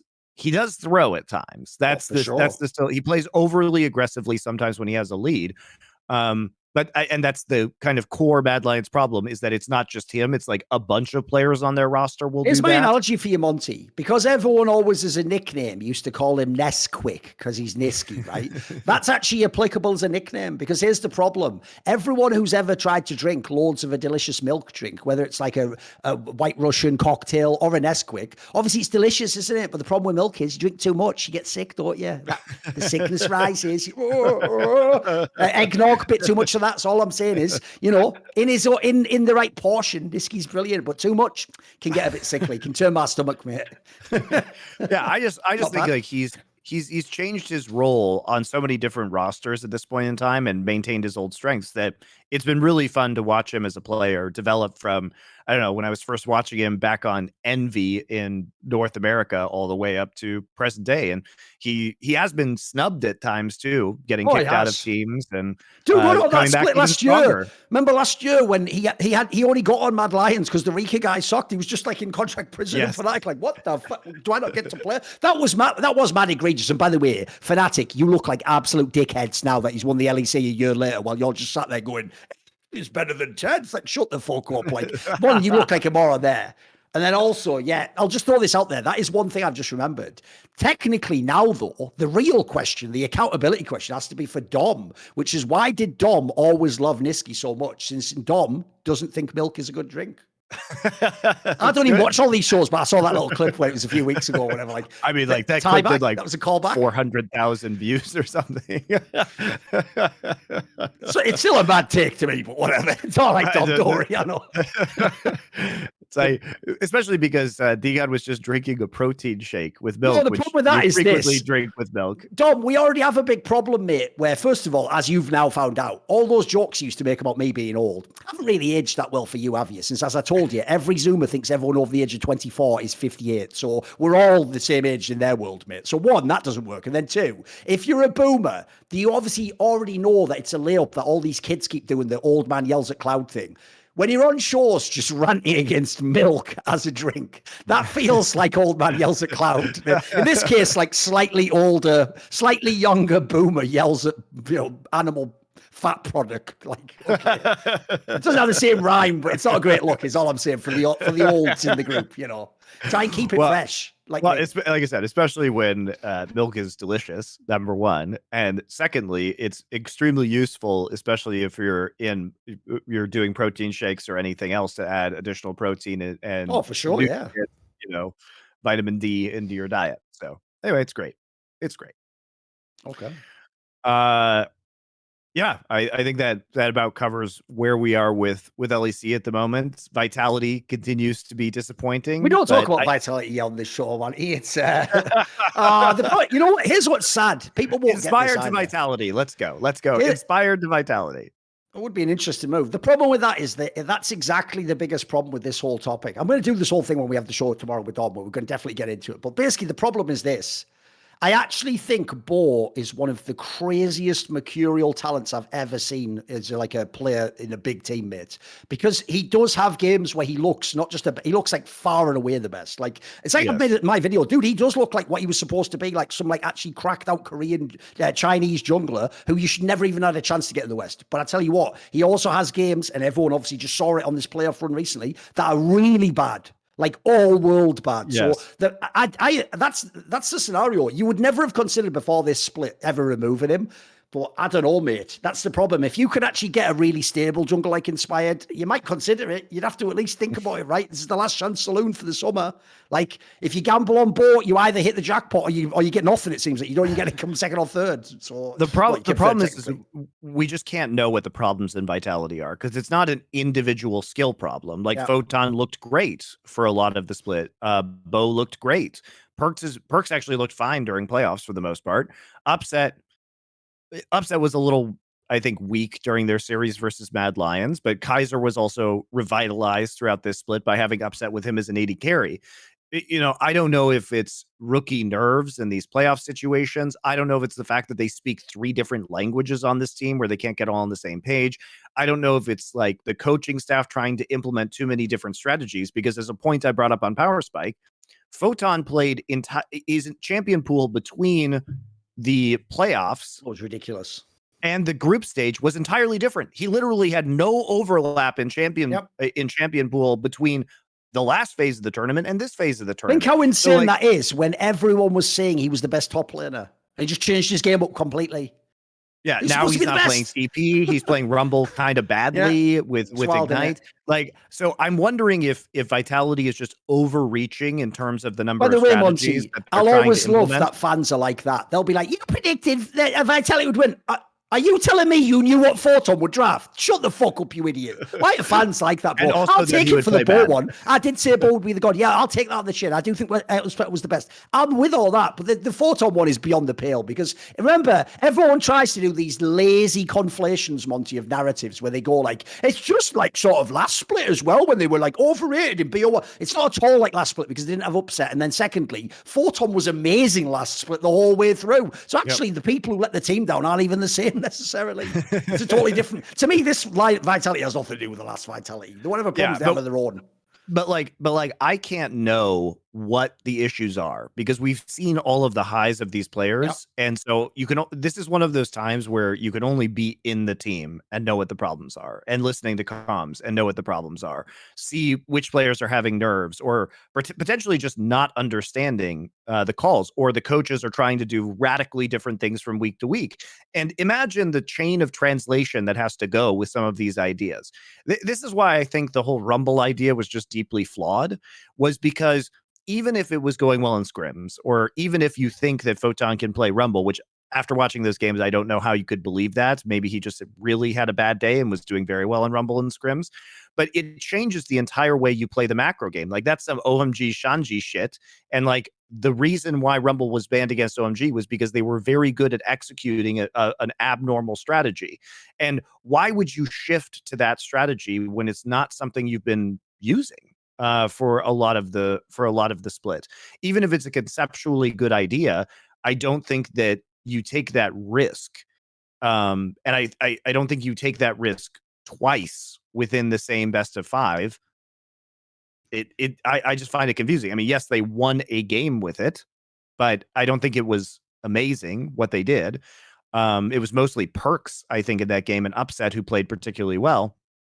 But yeah, I wouldn't go back to that well and try it again, especially when it was really downloaded by Mad Lions and they reacted much better in the final game of the series, including picking the Twisted Fate, which just intercepts the Rumble because he has no TP every time he starts to go to an objective. It's very hard to play Vitality's composition when there is a Twisted Fate in the game that can basically just make sure that the Rumble never really gets the priority on the objectives in the first place. It was a really good pick by Mad Lions.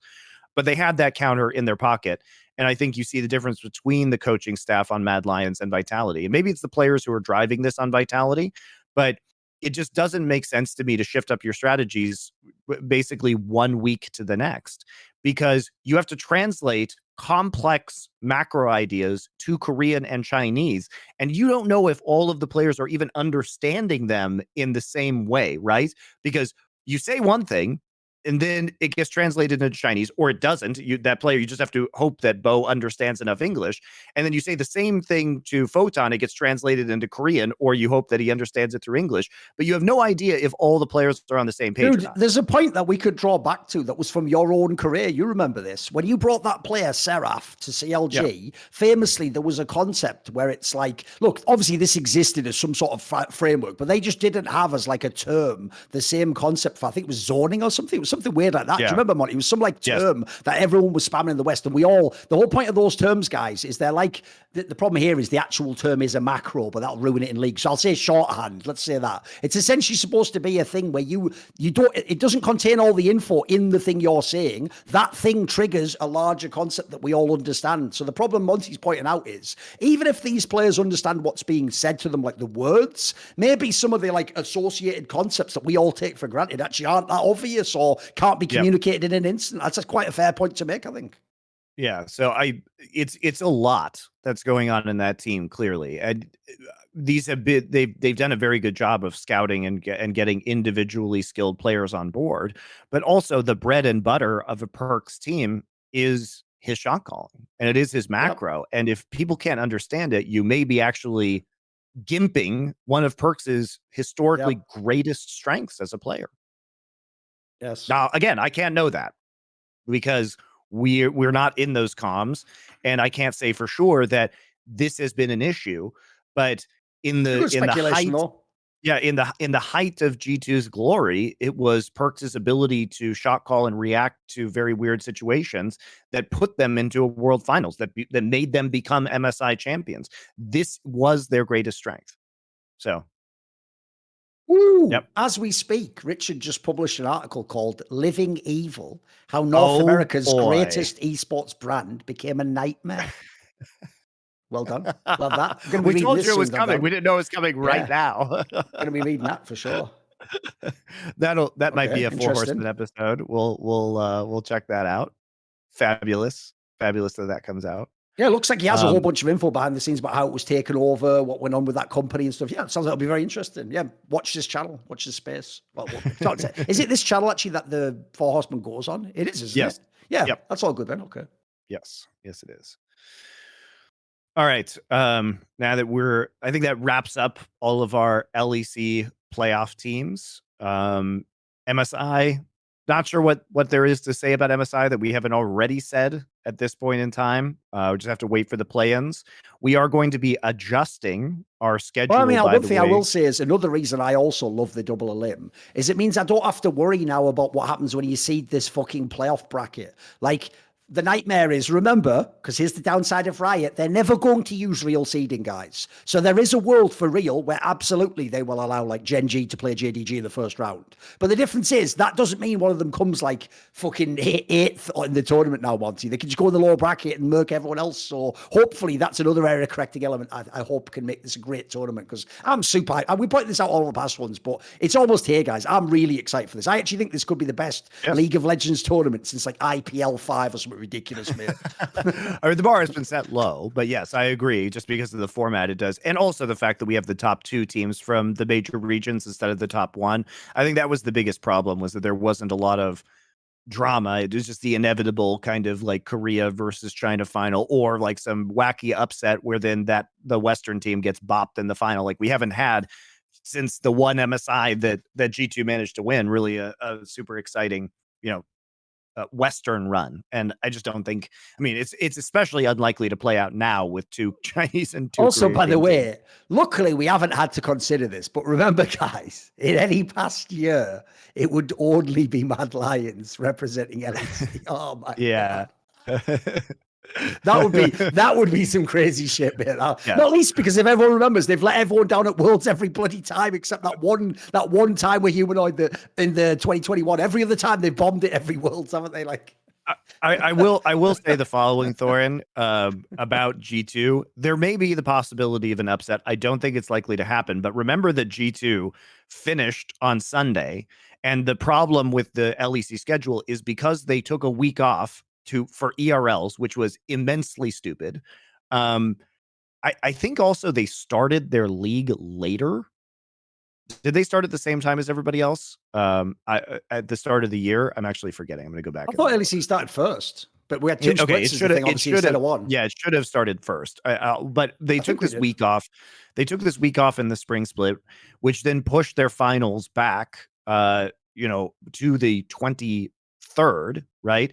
And that gives them just basically a little more than a week before MSI starts, at least the group stage, which G2 is going to be playing in. They have to advance 2 patches. They haven't been scrimming on the new patch yet. Partially because, well, they haven't had any opponents. I mean, good news, because their read on the last patch was fucking garbage. So at least they're not bringing any of that over. So it's all good. But they haven't had a lot of time to adapt. Meanwhile, a lot of these other teams have been done for weeks now with their domestic leagues, and especially the Asian teams have all been scrimming on the new patches already and will wait until the last possible second. But as we said, G2 is going to take a day to travel to London, where they're not going to be able to do much. Then they're going to have all these photo shoots and interviews, and this is going to really eat into their practice. So it has, weirdly, a lot of times you have a competitive advantage by not having jet lag, not having to move around, not having to waste a lot of time traveling. But because of the way LEC set up their schedule, they actually are going to have less time to adapt, G2 at least, to the patch. Now, Mad Lions should be totally fine because they're not going to be there for another week, right? The bracket stage is going to take place later. They will have plenty of time to get up to speed. But for G2, it may be a bit of a stumbling block early. Here's the thing, though. I don't have one hope for MSI. I just want one Hylissang Pike game. One I mean, we're likely to see that. Because what I love is, I've told the story before, like, I love the champion Pike. And here's the thing. People don't know, you don't have to play it as abusively as Hylissang does. You can, look, you play it on the edge, but you can still play and not like feed and stuff. But I do just love the fact that he plays the way I do when I'm like, essentially when I'm on the free spike, high as shit, I don't care about my teammates. I just do whatever I want. I love it, mate. He's just so abusive on that champion's mental. I love it. I love it. I just like it shows up in like the hype situations. I mean, he's got the balls to pick it too as well, hasn't he? Exactly. Like, he's not like waiting only for a safe spot. Yeah, no, that's what I love, mate. I mean, I love the fact that it came out in game 5 versus G2. That was super And fun. mate, here's the thing, especially the European players who've played it a million times in scrims, I assume, and stuff. Dude, you can just see the difference in like the respect they give him on the map when he's on that champion and anyone else is on that champion. You know what I mean? Like everyone's so scared he's going to do some like mad play or like flank or something. They just play with like 1.5 times respect. So you can see the impact it has, mate. It must have torn up so many scrims over the years with that. Oh yeah. Oh yeah. So any other topics besides the MSI and LEC? Not sure what else we've got to chat about this week. I'll give you one. I actually think it's a bit more of a subtle point, but one thing that I thought was a little bit of a bomber is, even though, by the way, Koi did beat G2 in a series in the groups, etc., the fact that they've somewhat become like, all they are now, Monty, I just call them a gatekeeper. In my opinion, they're just, if you can beat them, you probably are a team that's going to contend for the title. But right now, Koi can't contend for the title. And that's just sad, mate, because this team, the core of it, like, you almost couldn't make them finish outside the top 3 for like 3 years or something. They were just absurd, like how consistent they were. They've just lost some of that magic, mate. I know, like, and the funny thing is, now you can't even just do the angle of like, it's the Shigenda thing. Actually, Shigenda improved a lot this split. Like, he actually had some times when he even had games he carried against G2. Like, he actually had some good game. The problem is that team's lost some of its magic, mate. I don't know what it is. Like, that's why another rumor as well, you might have heard, is there's a rumor maybe Trimby gets moved off that team. Yes. I don't know whether it's he chooses to or he gets kicked. So they're doing trials right now, I know. Yeah, the rumor I've heard is because Vulcan's coming to Europe and obviously he's going to get a spot, there might be like a little support shuffle of a bunch of different teams, apparently. I mean, it makes sense. Think about it. Vitality probably want to move Kaiser. There's a bunch of players might move. So in some ways, that would be sad to me because I actually do think Trimby, in his own way in the draft, added all these extra variables that made it interesting, especially because, let's be real, Freddie 122 is a bit of a by-the-book draft. Otherwise, at least his book of League of Legends, not everyone else's. He has his own book that he wrote League of Legends 2 years ago or whatever. But I do think that, like, it's just sad that this team can't be more. Like, Larsen's still a very good mid laner, by the way, generally. Didn't have a great last set of games, but was great against Caps earlier. I just think it just feels like a waste of talent now. Like, the team's not cohesive, mate. That's the biggest problem for me. I think it's really shocking that Trimby would be the player that you would potentially be replacing, considering that he is massive champion pool. His flexibility, his individual playmaking has been really a highlight of Rogue/Koi since he joined the roster. So maybe it's a personality conflict that he has. I have no idea. But it is weird that that's one of the players that you would be considering possibly letting go to a different team, because like, I think my dream, by the really way, good. would be he just goes to Vitality and replaces Kaiser, and then let's just fucking stack some chips. That would be my dream. Yeah. I mean, that I would love to see that work. I mean, sure, I would love to see that. But every time I think Vitality's making a good roster move, they continue to underperform. So has to work eventually, mate. Eventually, it has to work. The razor cake keeps getting me, man. Oh, they are. I can't lie. They are the European razor cake for sure. Yeah, Vitality is the new razor cake. They have overtaken Rogue as EU razor cake. Because they keep making it look even more delicious. That's why it's like, surely this time, like, Vitality. This cake looks even more epic. It's like, before you guys have the balls to go, no, BDS was the razor cake. BDS wasn't the razor cake. BDS was someone doing this to their cousin, like, look at my thumb. Oh my God, he ripped it off. Like, it was just a trick. And once you know the trick, it's not that impressive anymore, is it? So the Rogue razor cake worked like this. Rogue kept giving us the same cake over and over again. And it was delicious every time. But it was, it was just a very consistent cake. It looked good. The first bite always tasted good. So we thought, wow, surely it can't have any razors in it. What Vitality is doing is every razor cake they give us, it like adds another tier to the razor cake. So then it's like it becomes like a stacked wedding cake where we got the base cake and it looked delicious and tasted delicious and had razors in it. Then they added another tier with even more razors in it. And we thought maybe now that it's bigger and more epic, there won't be razors in it. So they keep toying with us. And so clearly Trimby going to Vitality would be the next tier of the razor If that cake. happens, I will absolutely just instantly double down and tumble back into that relapse. I don't care, mate. I'm like that. That's what I do. But it is a different razor cake strategy in order to get us to keep eating it. It's a more advanced strategy, really. It's a more advanced strategy. It is tantalizing, though, to think about Trimby on Vitality and what they could do. I do get concerned sometimes because I feel like this. Go on, finish your point. Go on. The more versatility Vitality has, the less they seem to have an identity, which seems to be their main problem. Like a Oh, I know what you strategic mean. Yes. identity. So No, no, like that in it's why some ways I actually, get worried because it's like Trimby, maybe his champion yeah. pool is too big in Yeah. some ways because they can never figure out how exactly they're going to play the game. But it is weird. It's the old point I've always made that, like, historically, the super teams aren't usually as good as, like, almost a super team, but then one player is only a weak side player because it just streamlines the game. Like, if you have impact, you're not going to be going, like, right, should we do like a carrier? You do it every now and then. You know already what way the game's going to play out. So I agree with you. I think sometimes you sort of 700 IQ, 7D Jenga yourself if you have too many options, don't you? By trying to get too cute and smart, which was implied, by the way. Maybe even G2 did that, this split with all the experimentation and weird drafts, right?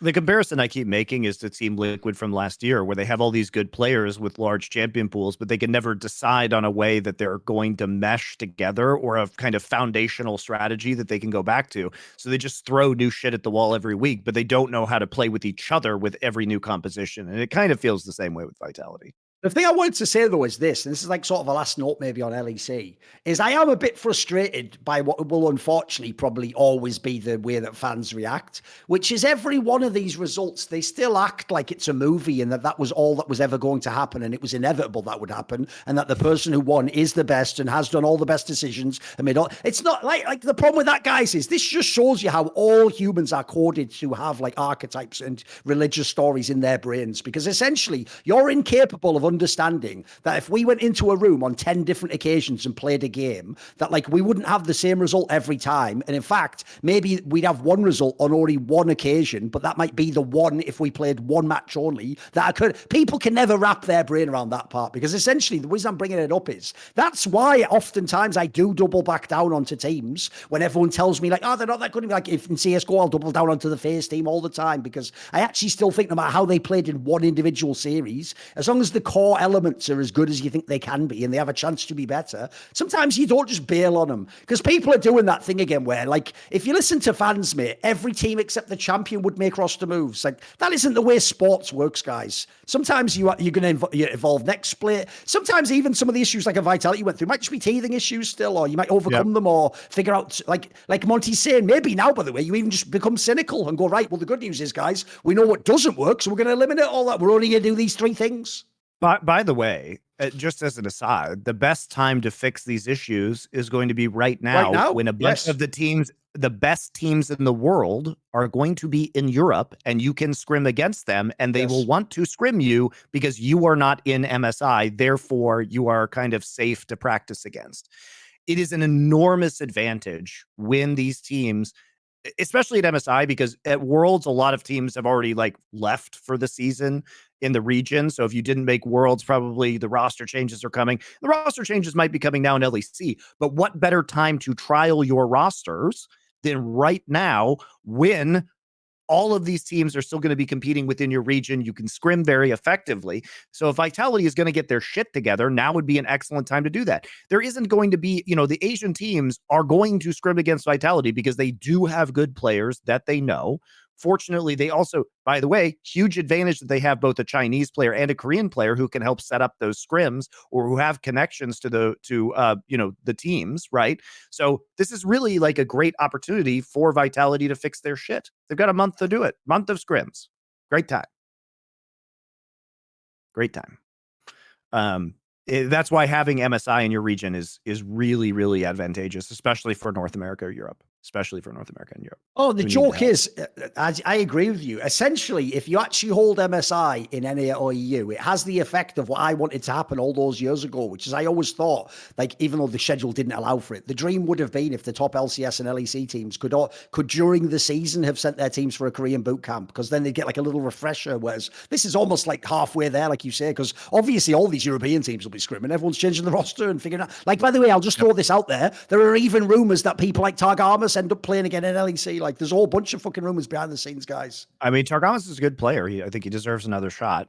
Wasn't meshing well with the lineup that he had, but as you've pointed out, there may be, outside factors to just the team, the players rather, on the team that were causing some of It's these also, issues. let's be real, there are certain positions, a bit like we do with mid-jungle, that just have key synergies. Like you pointed out earlier, mate. Is it really that big a surprise now, guys, that the worst split ever that Hylissang had was the one where Razork and Humanoid looked like they'd never met each other and were on a blind speed date? Meanwhile, when he came to this team with Elyoya and Nisqy, by the way, players who famously play well with their mid laner and jungler, and also were one of the best magically, he's like revived and can play the game again, Monty, and suddenly he doesn't look like an idiot when he roams. Like, it's not a coincidence, guys. Some of that is just like environment in it. It's like the right people. It's also that, like I said earlier, the way he was playing on these like roaming pick champions, the hook champs, when you have a team that already has strong mid-jungle synergy and the ability to make skirmish plays early and a willingness to leave lane to do that, that's when you can really unlock support players like Hylissang or Mickey X, who has been doing very well in a similar way, right? All right. What now? Viewer questions? Yeah. Oh, let's do a quick break and we'll do some. Yeah. Let's do it. All right.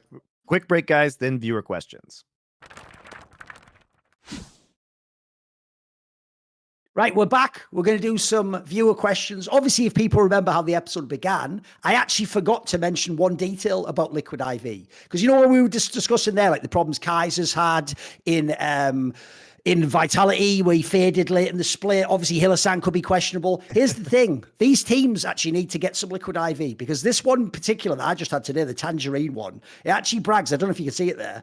It's the immune support one. Well, the thing is, Vitality weren't immune to their support, making them a bit sickly. So this is the opposite. This is the good shit. This has gotten me throughout the episode. I've come back to life. So shout out Liquid IV.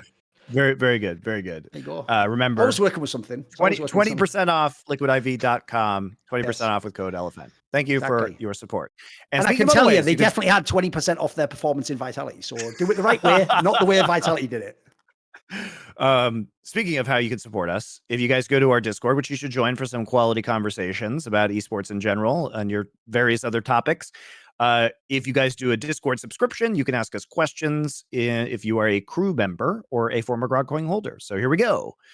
I think we already answered this one kind of, but we'll see if we have any other takes. Are some orgs just incapable of winning? Vitality hasn't had much success in their time in LEC, and after 1.5 years with Perks, they haven't been able to build a successful team around him, assuming Perks can still win. I think Vitality is disappointing because they've been an org that has really wanted to spend a lot of the time, and you hate to see teams that want to invest in the scene continue to have such middling success. But yeah, I also think Vitality has run into a variety of different problems over the years. It's not like they always had, the super team. They've been doing a good job of picking up big value, like big name players. But unfortunately, Alfari was kind of burned out, it seemed like at the time, and wasn't able to perform up to his old level. They seem to get players past their prime, is what I would say, potentially. And that has caused some issues. But now they've gone the other direction and gotten players that you like, Bo and Photon, that are rookies that they thought had a lot of potential. And that hasn't worked out to the same degree either. So it's just the pieces are not working quite right. But it's hard to say what the cause of that is. I think people overrate how good some of the old Vitality teams are supposed to be. Like when they had that lineup where they gambled for that summer and brought Leader and Selfmade. Go look at the lineup. Nobody was going, holy shit, it's a super team. They were going, Selfmade, he's probably worth one last shot. And Leader, he's a good sort of coin flip player. Let's see if they can win a bunch of games. Like, essentially, I think the problem I have is this. Vitality, it's only the Perks era that they're supposed to be starting to build the super teams, in my opinion. When they had Perks and Alfari, yeah, that should be the basis for a very good team. This team now, when you've got upset Perks, you've got fucking Bo, yeah, these should be the teams that you hype it. And I'll just throw this in there. As much as everyone makes it sound, sadly, this is what's whack about LEC, mate. If you're fucking BDS, it's brilliant you came second, awesome, great job. If you're Vitality, you come third, you're absolute trash and people act like you came 10th. Yeah. You know what I mean? Like, they act like that. This is also why it's so easy to double down again, because they act like the BO1s never happened. They act like that. They act like they didn't just win out the group stage. Like, what am I supposed to pretend those didn't happen? Because of one BO5. They didn't drop a game in the best of threes, guys. And then, yeah. So that's all I'll say is they're obviously tracking upwards. They're tracking upwards at least. And like I say, the actual quality of players they're getting tracks upwards over the years as well. So I actually think the funny thing is that question in a year from now might age badly. We'll see. Yep. I'm with you, though. There are certain orgs that don't. By the way, to tie back into what Monty said, I think the real issue here is this. We're judging players and then orgs. The real question is the person between the two, which is who's the general manager. That's what I want to change in esports. I want us to make the general managers famous because the good general managers are doing awesome jobs in fucking League of Legends. So Yes. I'd love to know who, because I don't know who it is if I tell you who made all these changes. That's the problem. I don't know that part of the org. So it's not like they have a deficio or someone I have respect. Like, I'd have to know who it is making the calls, you know? I'm not sure what this next question is supposed to mean, but I will ask it anyway. If Andrew Tate was a billionaire, would Carlos still be in esports? I'm not sure how this. I know what he means. Connected. No, I know what he means. What he means basically is this: is he phrased it the wrong way. What you phrase it like is this: if Andrew Tate had bought ESL, would Carlos still be in esports? That's the question, right? Because the point is, the same people who will call out Andrew Tate on Twitter won't say a fucking word about Saudi Arabia. They're not interested, which shows, by the way, they're hypocrites and that they only care about what will financially hurt them in their money. So essentially his point is just sort of like, in a way it was overblown, wasn't it? Which obviously it was, you know? Yeah. I don't know. I mean, the whole thing. Questions, whatever. Yeah, it's whatever. We've heard you talk about the best player to never win worlds, but who is the best player to never make worlds? That's tough. Ooh, let me think on that, because the problem is a lot of really good players did, obviously. So there can't be that many really great players never made worlds ever.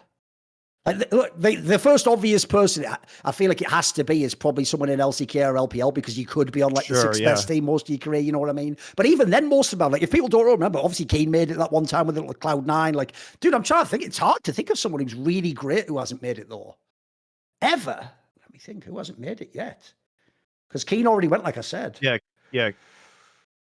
Who's even in the conversation for this one? You know what I mean? That's why it's hard. I mean, most of the great players have at least been able to qualify. Even into play-ins. Yeah, I actually don't know. I think that's going to take. I suspect it would be an LPL player we have on this show. I feel like it would be some stud LPL player, but I can't think who it would be right now necessarily. Yeah, so there's two problems with this conversation, guys. The players that would be in the conversation probably have only been around for a year or two, and so therefore haven't had very many opportunities to make worlds yet. So missing one or two, we wouldn't really consider that a big deal. They may be rising stars, but to think of truly star level players who are never at any point in time like top 3 or 4 in their region is quite difficult. It's quite difficult. Especially because there's just been so many worlds. So like by now, almost everyone's like even people like Tarzan have been a few times. You know what I mean? Almost all the Western great players I can think of have been, right? I'm trying to think of any that haven't. Because even Upset's been now. I remember he actually used to be one of those names a couple of years ago, but he's been a couple of times. Yeah. I don't think there's a great call for this one. I'll think it through. Maybe there's like an LPL one I can come up with later. There is an answer to this question, but it's not obvious. We'd have to probably have a longer discussion about it. I'm almost certain though it's either an LPL player who was in like the 6th best team in his career, or it was like an LCK player who was trapped on a bad team for 2 years or something. You know, there might be a player like that. But I don't. Put it this way, it's a good question because it's not an obvious answer. It is a good question. Thoughts on the LEC split trophy and where does it rank for worst trophies in esports? So the shield thing, it's not that bad, guys. I do like the kind of like normal LEC trophy that's the logo of the league. I think that one looks really cool. I think in general, LoL's trophies look good. I mean, I love the new LCK trophy. It's better than any of the trophies at OGN. Like, I think it looks really awesome. I agree, though. I actually did think that the classic LEC trophy with like the crown type shit, I thought that was quite iconic. It was quite a good trophy. Not like I would choose it, but it does associate with the league. I thought it was quite unique. Well, yeah, I mean, it's the logo of the league. I think it looks really cool. I think they'll probably give that one out for summer. So again, I know many of you guys have heard me just beat this to death over the years, but one of the things I wanted to do in Overwatch League is have all the stages be like a different cup, like a Mario Kart race. I really wish instead of just calling these things like winter, spring, and summer, we could have called them like the Noxus Cup or the Demacia. Well, Demacia Cup already exists, but you guys get the idea. You theme it around League of Legends, or, you could also honor great players in LEC history. You could have had the Expeke Cup, for example. That would be awesome, right? In my opinion, yes. Imagine if the cups were like Expeke is like the first one, then you could have like someone like Soaz if you want, or there's so many great players you could honor, couldn't you? A Yellow Star. Yeah, I think you could, and then you have different trophies for every cup, and that way they have a bit more like branding and personality, and each one feels a little bit more epic to win.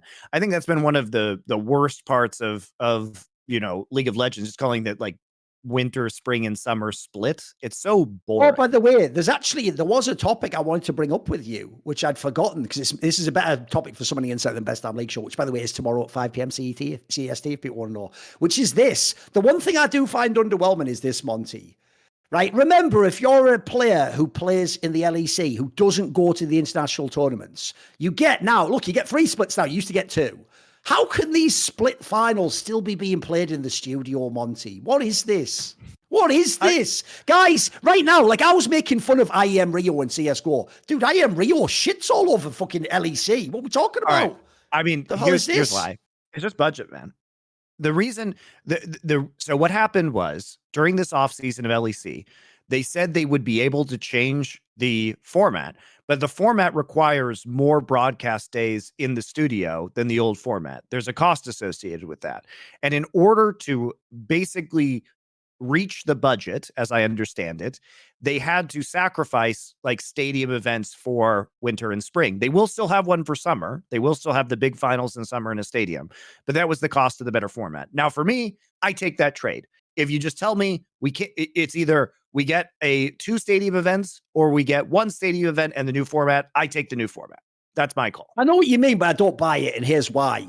Because you were in Korea, bro. Most of the great finals are just a warehouse with fucking 10,000 plastic chairs. And the point is the fans make it epic. Like, if you don't know, guys, when you see those venues emptied, some of the ones I've seen, they're just a fucking gymnasium that like a high school team plays basketball in. Like, you're telling me in Germany you can't just find an industrial area, just get a fucking venue, put like a 2,000 people Berlin, in it. right? Yeah, have a bunch of the fans come and then just, in fact, even have the local fans come and have the cheering section. I just feel like it's worth the effort, mate, because the problem I have is this final here. If you're BDS, this is supposed to be epic. You're in the LEC final. You're not. You're just in the studio again. If you know what I mean. It's not. It doesn't have the same gravitas. Yeah, I agree with you. I think there's a compromise, surely. You know what I mean. You don't have to be an actual venue necessarily. This is probably a classic Riot false dichotomy where they say the only option is doing a giant 15,000 person shiny here's the stadium joke, Monty. They act like the only option is to transport everyone to another country to a stadium or be in the studio. Whereas I've just pointed out there, you just get a smaller venue in Berlin. You're in Germany for fuck's sake. You just go to the industrial area, you rent a warehouse, you move it out, you put all the chairs in, and you have the finals. Oh, you don't have to do it for the final as well. I'm not saying do all the match. Just do the final. Just do the final. Make it cool. Yep, that's a fair point. All right. With NRG entering the LCS, there is a potential conflict of interest with NRG's partnership with GAM Esports, the VCS team. Yes, this is true. So NRG Asia is a joint venture with a Vietnamese company that owns GAM. This is true. Okay. Do you guys have any insight into what is going on with this? We spoke about this. I brought this up briefly on Power Spike. I don't know. If I had to guess, Riot's not going to do anything, even though there's clearly a conflict of interest if NRG and GAM were ever to meet at an international event. Riot has said you can't own multiple teams. Now, given that CLG/NRG is not an MSI, there may be a grace period for them to divest themselves of the Vietnamese assets, which would make sense. I mean, there's no conflict right now, so why not give them some time to do that? But yeah, I mean, they can't be allowed to both compete at the international events because Riot said that Korea couldn't have sister teams, and so this can't exist either. Okay. Yep. So we'll see what happens. We'll keep an eye on that. Don't you guys worry. Don't you guys worry. We'll be keeping an eye on that. What graphic novel do more people need to read, excluding Watchmen?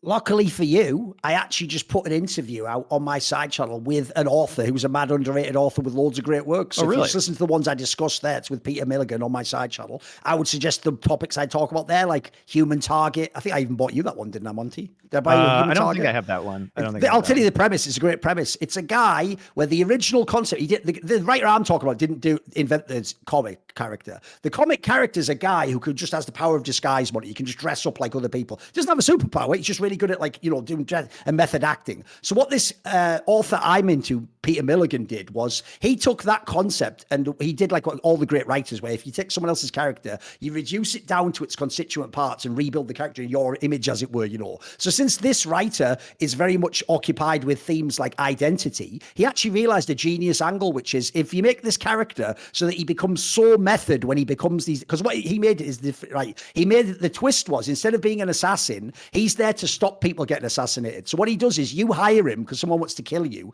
and he dresses to look like you so he can figure out who's trying to kill you, and he investigates it. But then they would have these elements where, for example, because he was playing you the whole time and getting into character of you like a method actor, he would start to lose elements of his own identity, or he would blur lines and think he was the person. And so it was just a really like very cerebral series. So there's one, Human Target by Peter Milligan. It's a great run. Interesting. He also had another one, which was a graphic novel that sadly had like a checkered publication history. He did a one-off graphic novel called Enigma, which is a very interesting one. It's like mixes superhero elements with identity themes again. So there's a couple of good ones that you might have never heard of if you've only seen the mainstream ones, but are bangers. I would say any of the Jodorowsky comics, like Beta Barons, Techno Priest, The Incall, super good. Do you have a singular favorite shot / moment in esports? The shot of Koma at Worlds watching the match by himself with just a TV and a notepad feels so insane to this day.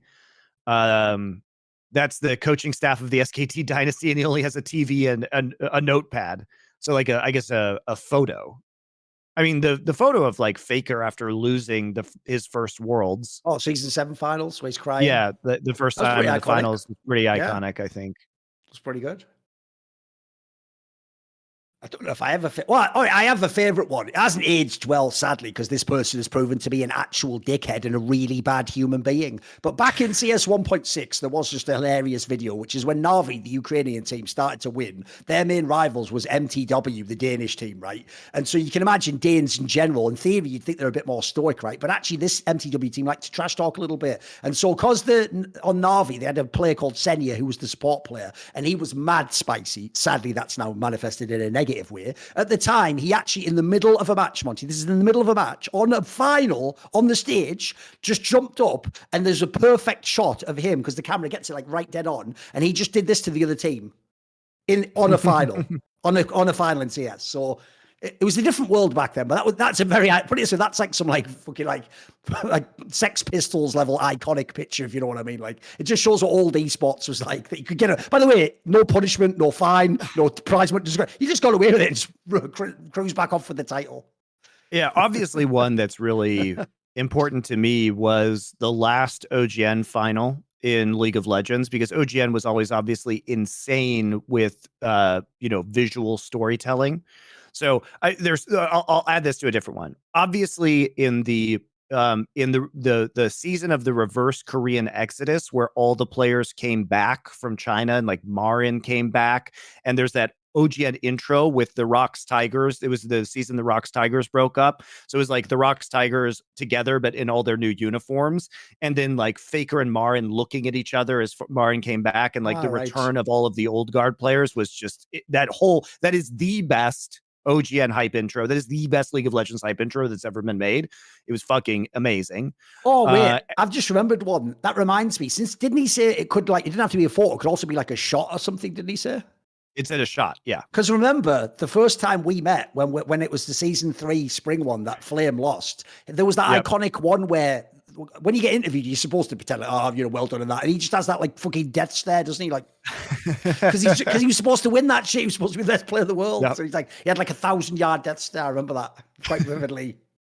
And the other shot was from, like I said, the last OGN final. So the way that they closed it, like OGN always at the very end, after the trophy ceremony, would have like a montage of like all the moments from that season, the highs, the lows. It was often like very emotional.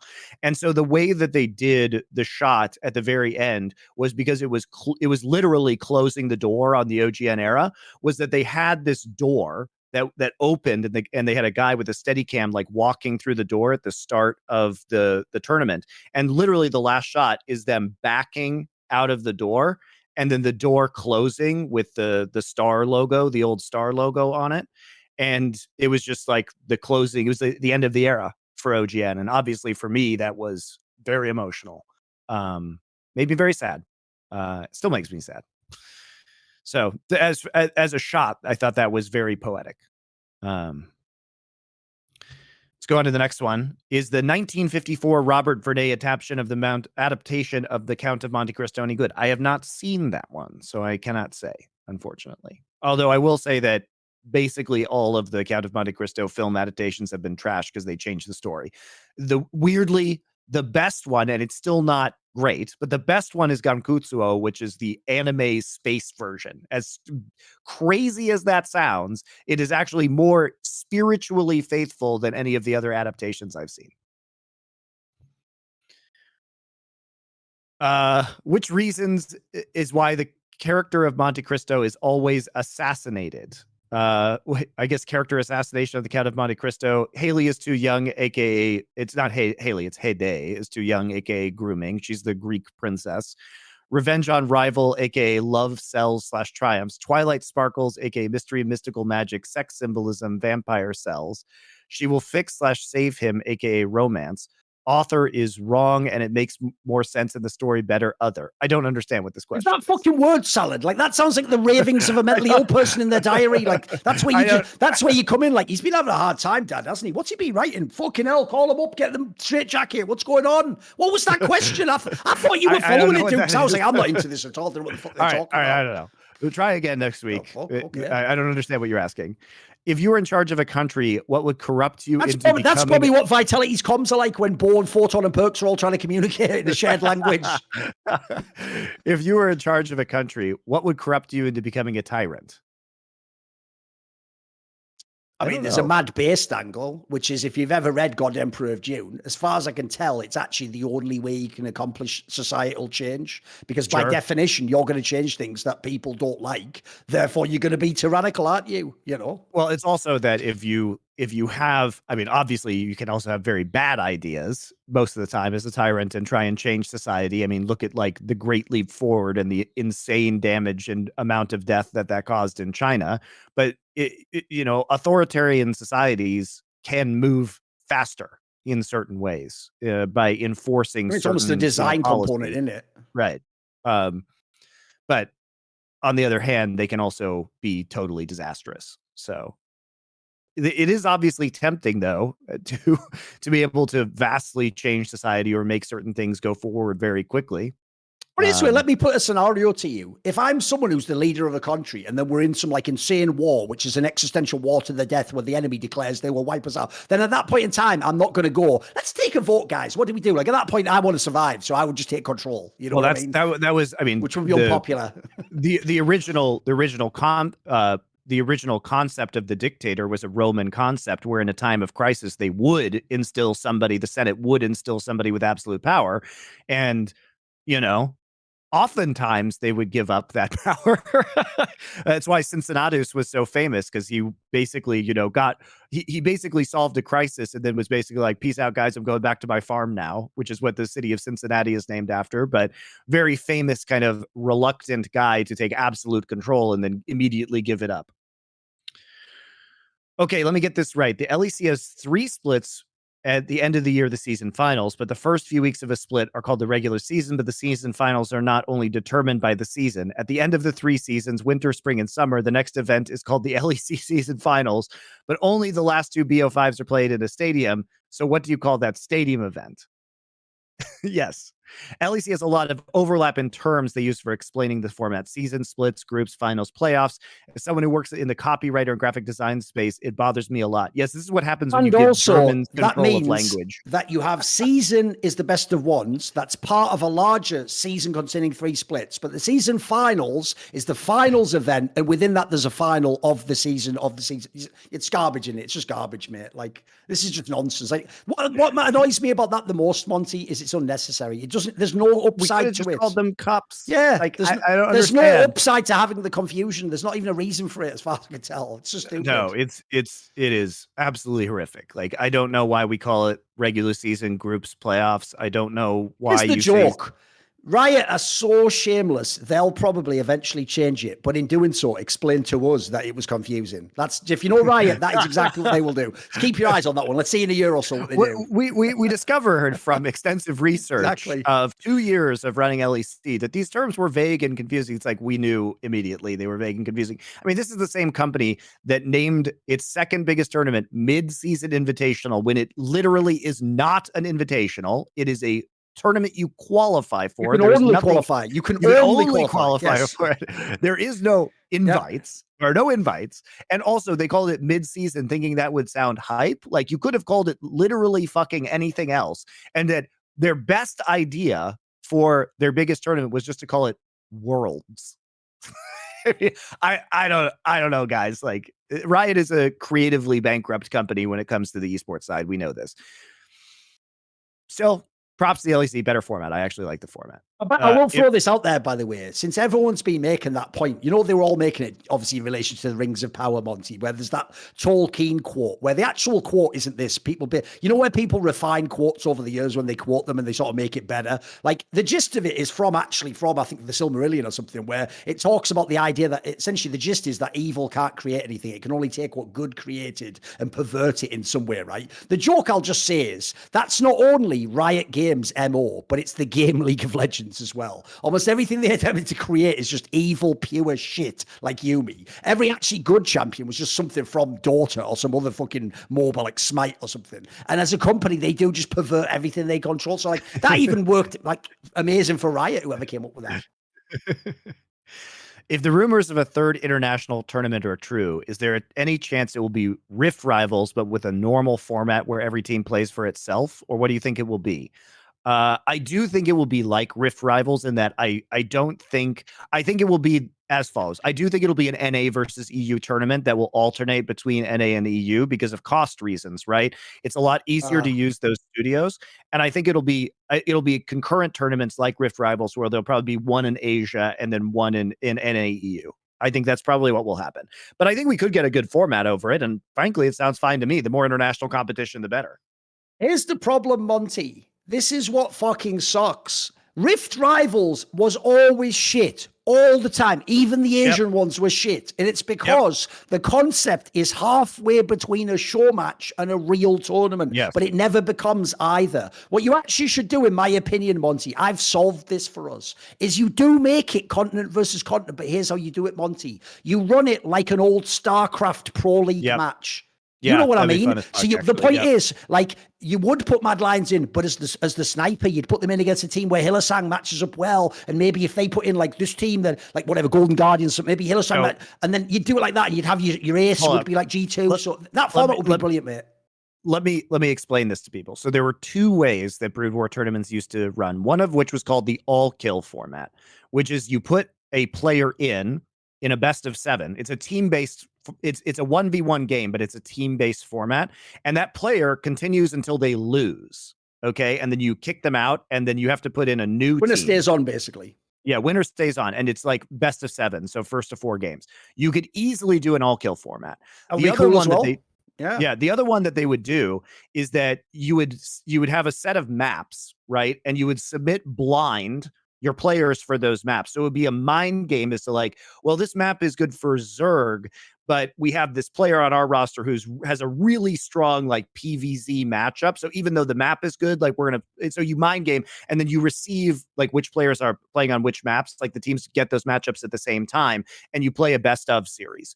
So I think all kill format would be actually fucking insane for League of Legends. It would be really fun to see if like T1 could all kill North America.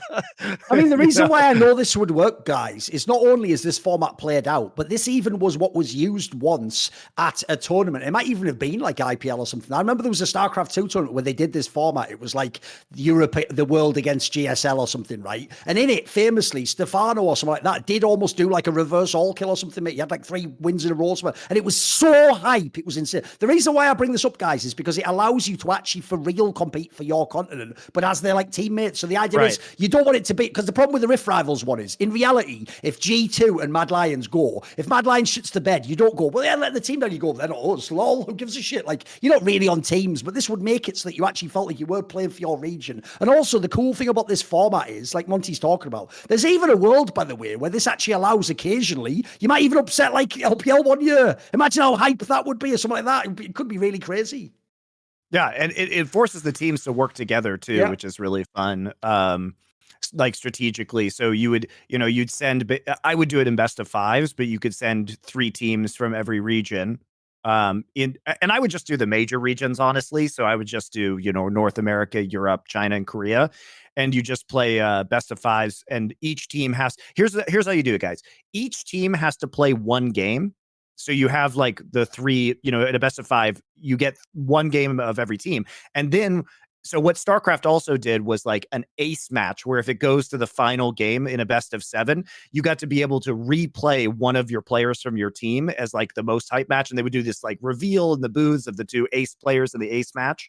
So you could either do the all kill format where 1 team stays on, or you could force all 3 teams to play. And then for the 4th and 5th game, you can reuse, one of the teams. So will be fun. By the way, spoiler, I don't think Riot even knows what we referred to, and in no context have they ever considered what we just put forward to you. But I hope they do. I actually, by the way, I've always hoped Riot just steal my ideas. They're better than your ideas, guys. Just do it. I think there was a similar format for Rift Rivals at one point in time let me look it up. I mean, I know they used to have like a final match like that sometimes, Monty, but as far as I know, like I want the whole tournament to be like this, I know there was one year when they did that. 2019. In 2019, they did do this. They did like a one-off match as well, right? As after the normal play. You did like a bunch of like show matches and then it went into like a finals match or something, right? What did they call it? The relay race finals. There you go. The relay race finals. So they did do something very similar to this. But yeah, throughout the whole tournament would be fun. Also, they haven't done all kill format, which is obviously cool. And the point we're also making is you wouldn't have to just be you could have a little bracket even. You could have like a double limb bracket with the regions, couldn't you? And I'd play like 4 or 5 matches. Yep. All right. In 2015, Thorin made a video titled "No More Excuses Forgiven" about the enigmatic carry player finally having a real team in SK Gaming and needing to put up or shut up. Can you both offer your thoughts on the parallels between that moment and this one for Upset? I mean, I actually made this point myself last week, so it's one of those ones I wonder about, because I sort of pointed out that's why I always said with Upset when he joined this team, it's like, what excuse do you have left? Like, time to start being really good. Here's the thing, though, Monty. I want to make a clarification here, though.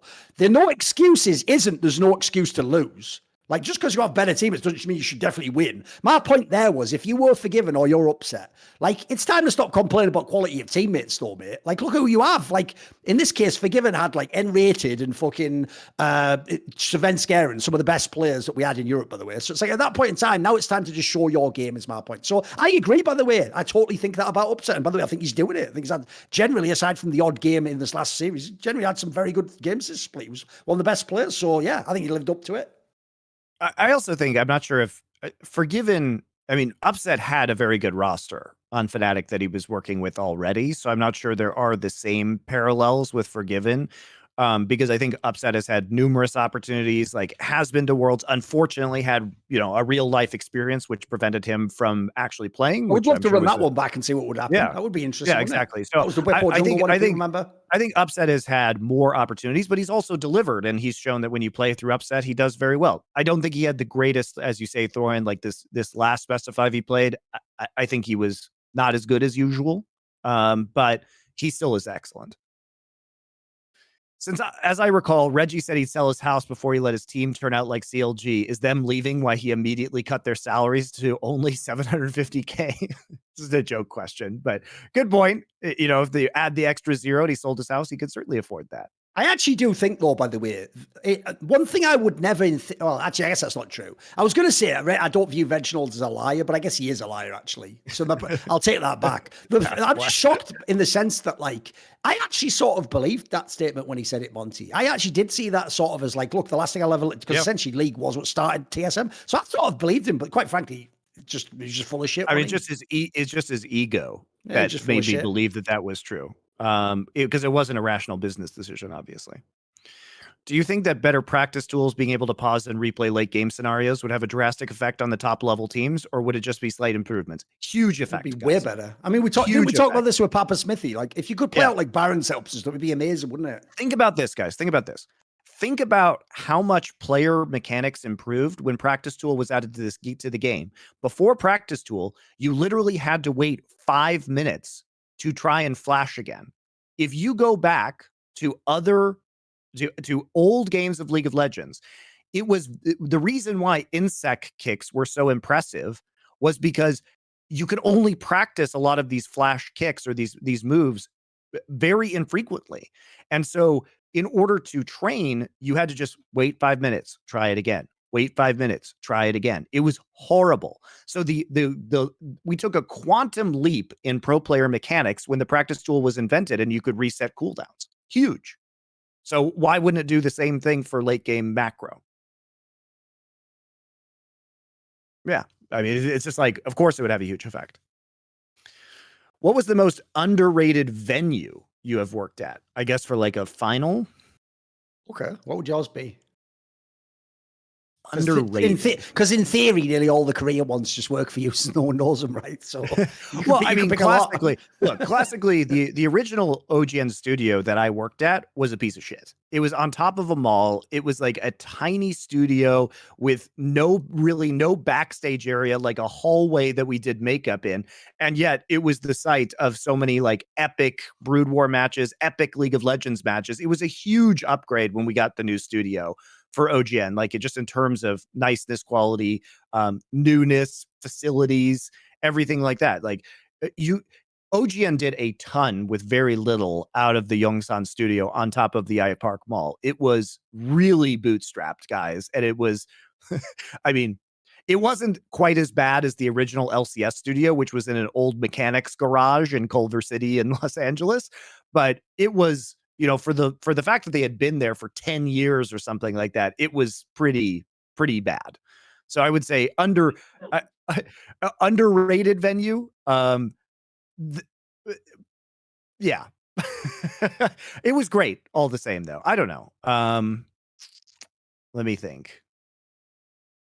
I don't know if there are that many. I'll give you an answer and you can think it while I'm doing it, right? I would just say it follows a general trend.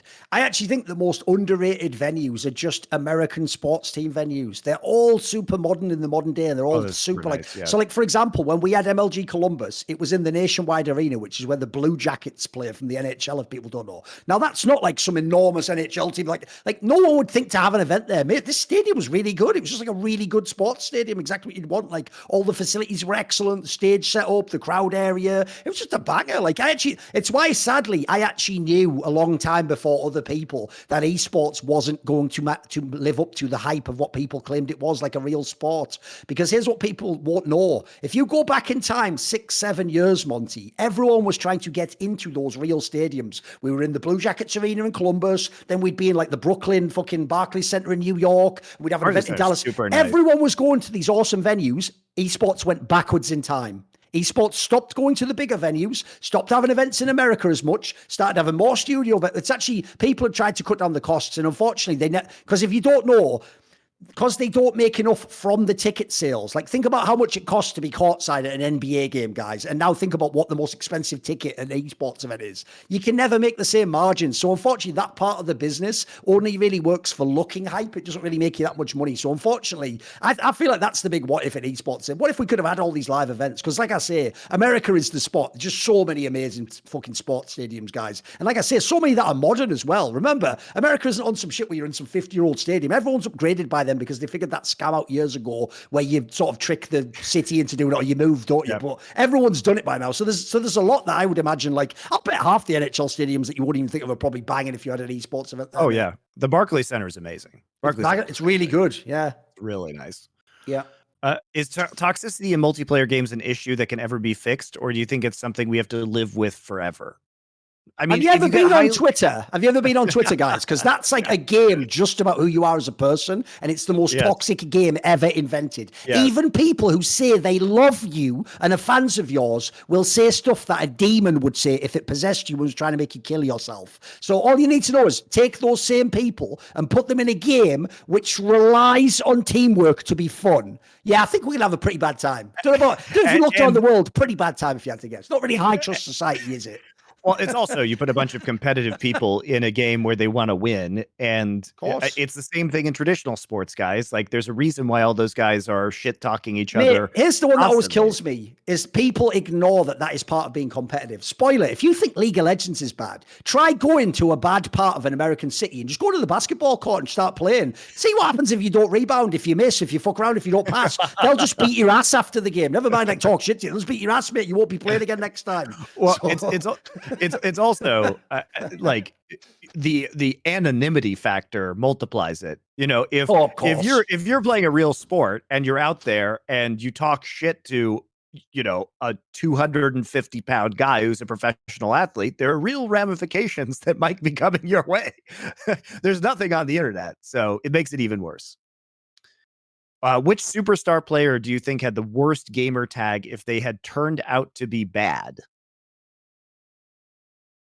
So I guess a good Ooh. player, like a famous player, if they had turned out to be, I mean, Simple is probably one of them. I mean, Faker's a pretty good one too. Faker's one You'd too. be memed for eternity, wouldn't you, if you were bad? Yeah, of course. Dude, imagine, you don't have to be bad, mate. This is how bad Faker the term would be. Imagine Kuro's career, but his name had been Faker the whole time. Yeah. He would have been that's true. tortured. Even though he was actually a good player, he'd be tortured, wouldn't he? So it's definitely some of the ones, the best ones, actually, you just got to pick the ones that in theory are super sick, because I always say, I don't think usually the name's usually that great, is it? Come on. Yep. To what degree, if any, do you think the lack of voice comms and solo queue strategically stunts the game? Players don't develop their verbal communication skills at all until they're already on the cusp of becoming a pro player. It's not great, is it? I've made this point before, but sometimes people push back. I wonder if they just haven't played other games, Monty. I've always said this. I've played loads now of League of Legends in solo queue, and I've played loads of Counter-Strike and other FPS games, right? I can tell you right now, Monty, you would think naively, if you're from League, that like not having voice comms makes it less toxic. I think it makes it more toxic, Monty. Like if I play CSGO today, if I'll just load up the game now, I might have one person being like slightly annoying. But by the way, this is another element. As much as you're anonymous, actually people don't talk as much shit on voice comms, believe it or not. Like you can even sometimes resolve things on voice comms. Like I've had times where you play and the person does the usual complaint, like, why are you guys, and you just say like, come on, mate, we're all just having a laugh out. We like just buy a gun and chill. And they do. That just sometimes settles them down, you know. Like I actually think the upside of what you can do in the game, and by the way, in League especially, like to not have comms for the jungler is absurd. Like that just obviously would make the game way better, wouldn't it? Yeah, I mean, yeah, it's rough. I think at least people are also less aggressive in voice comms. Like occasionally you get the person who's spouting some really like horrific, like bigoted because think about shit. it, there really is, even though you're still anonymous, Monty, just the fact that you're hearing another human's voice is different from seeing text, isn't it? Like there is the abstraction of the text makes you be more toxic, in my opinion. Also, you know, I react differently if I hear a fucking like 12-year-old trying to talk shit to me as opposed to type. Get way more mad when I think that they're an adult who's tight. Or if it's a 12-year-old, first off, they're not going to talk shit to you in voice comms because you just be like, shut up, you're 12. You know, at least in my experience, the voice comm game I played the most is obviously Overwatch. And like, I think like when it gets bad, like I said, with some of those like the misogynistic or bigoted shit, like it can be really offensive. So like it can be much more offensive and like kind of shockingly so that people are actually willing to not only type that shit, but say it is like appalling. But on the other end, I find that there's overall less rage and people are more willing to work together. So it can be worse, but it's also usually better. Which org would you like to buy TSM's spot for the best final chapter of the Holy War? Oh wait, so he wants us to sort of, since TSM's sort of toothless now, we have to actually insert someone that we want to keep the war going with. So this is the replacement. Is that the angle? No. It's like, what would be the ultimate revenge? Like, if the Holy were to end by TSM leaving League of Legends, what would be the sweetest team to buy their spot? Well, I mean, the obvious one, it couldn't happen now, though. It's like Monty just buys back in his Renegades and gets TSM spot. That would, some ways, would be the ultimate one, wouldn't it? Like, if we could do it. But I'm guessing that's not possible. So who would be another one? What's another one that we could do? Also, classic Riot, by the way. You know how they, in my ban, they said I was banned for team ownership for a year, but Riot's bans are perpetual because they have to like reevaluate you. Okay. I actually have no idea whether or not I can own part of an LCS team right now, because after I was banned, they never ever talked to me ever again, which is weird because you would think like they would say, "Hey, Monty, your ban is over now," or "Here's what we're thinking." Nah, they just never followed up on that. So God only knows my exact standing with Riot when it comes to team ownership. Maybe I can. I have no idea. Professional company, by the way. Very good. Very good. I mean, the hilarious thing would be if Hotshot got the CLG brand back and then bought into TSM's slot with the new ownership group. That would be pretty entertaining. All right. But yeah, that's it. Those are our questions for this week, guys. Not Obviously, too many. Subscribe to the Discord if you want to ask a question for next week. Yep. So there we go. We will be back, guys. As I said, or as I inferred earlier, we are going to have a schedule change. So there will be no Summoning Insight next week because there aren't literally any games to discuss. And we will be moving Summoning Insight to Mondays, as in Monday, May 8th and Monday, May 15th, which are the days that do not have games within MSI. So you guys can look forward to the shows then. Power Spike will be after the games on Sundays, and those will be our two shows on Last Free Nation that are running during that period because there's no EU, so no BDLS, and there's no Korea, so no Monty and Wolf. However, we are going to have the final episode reviewing LEC with you and Dom tomorrow, which will then be released on Thursday in terms of VOD. So that's our schedule. See you guys after the first round of MSI.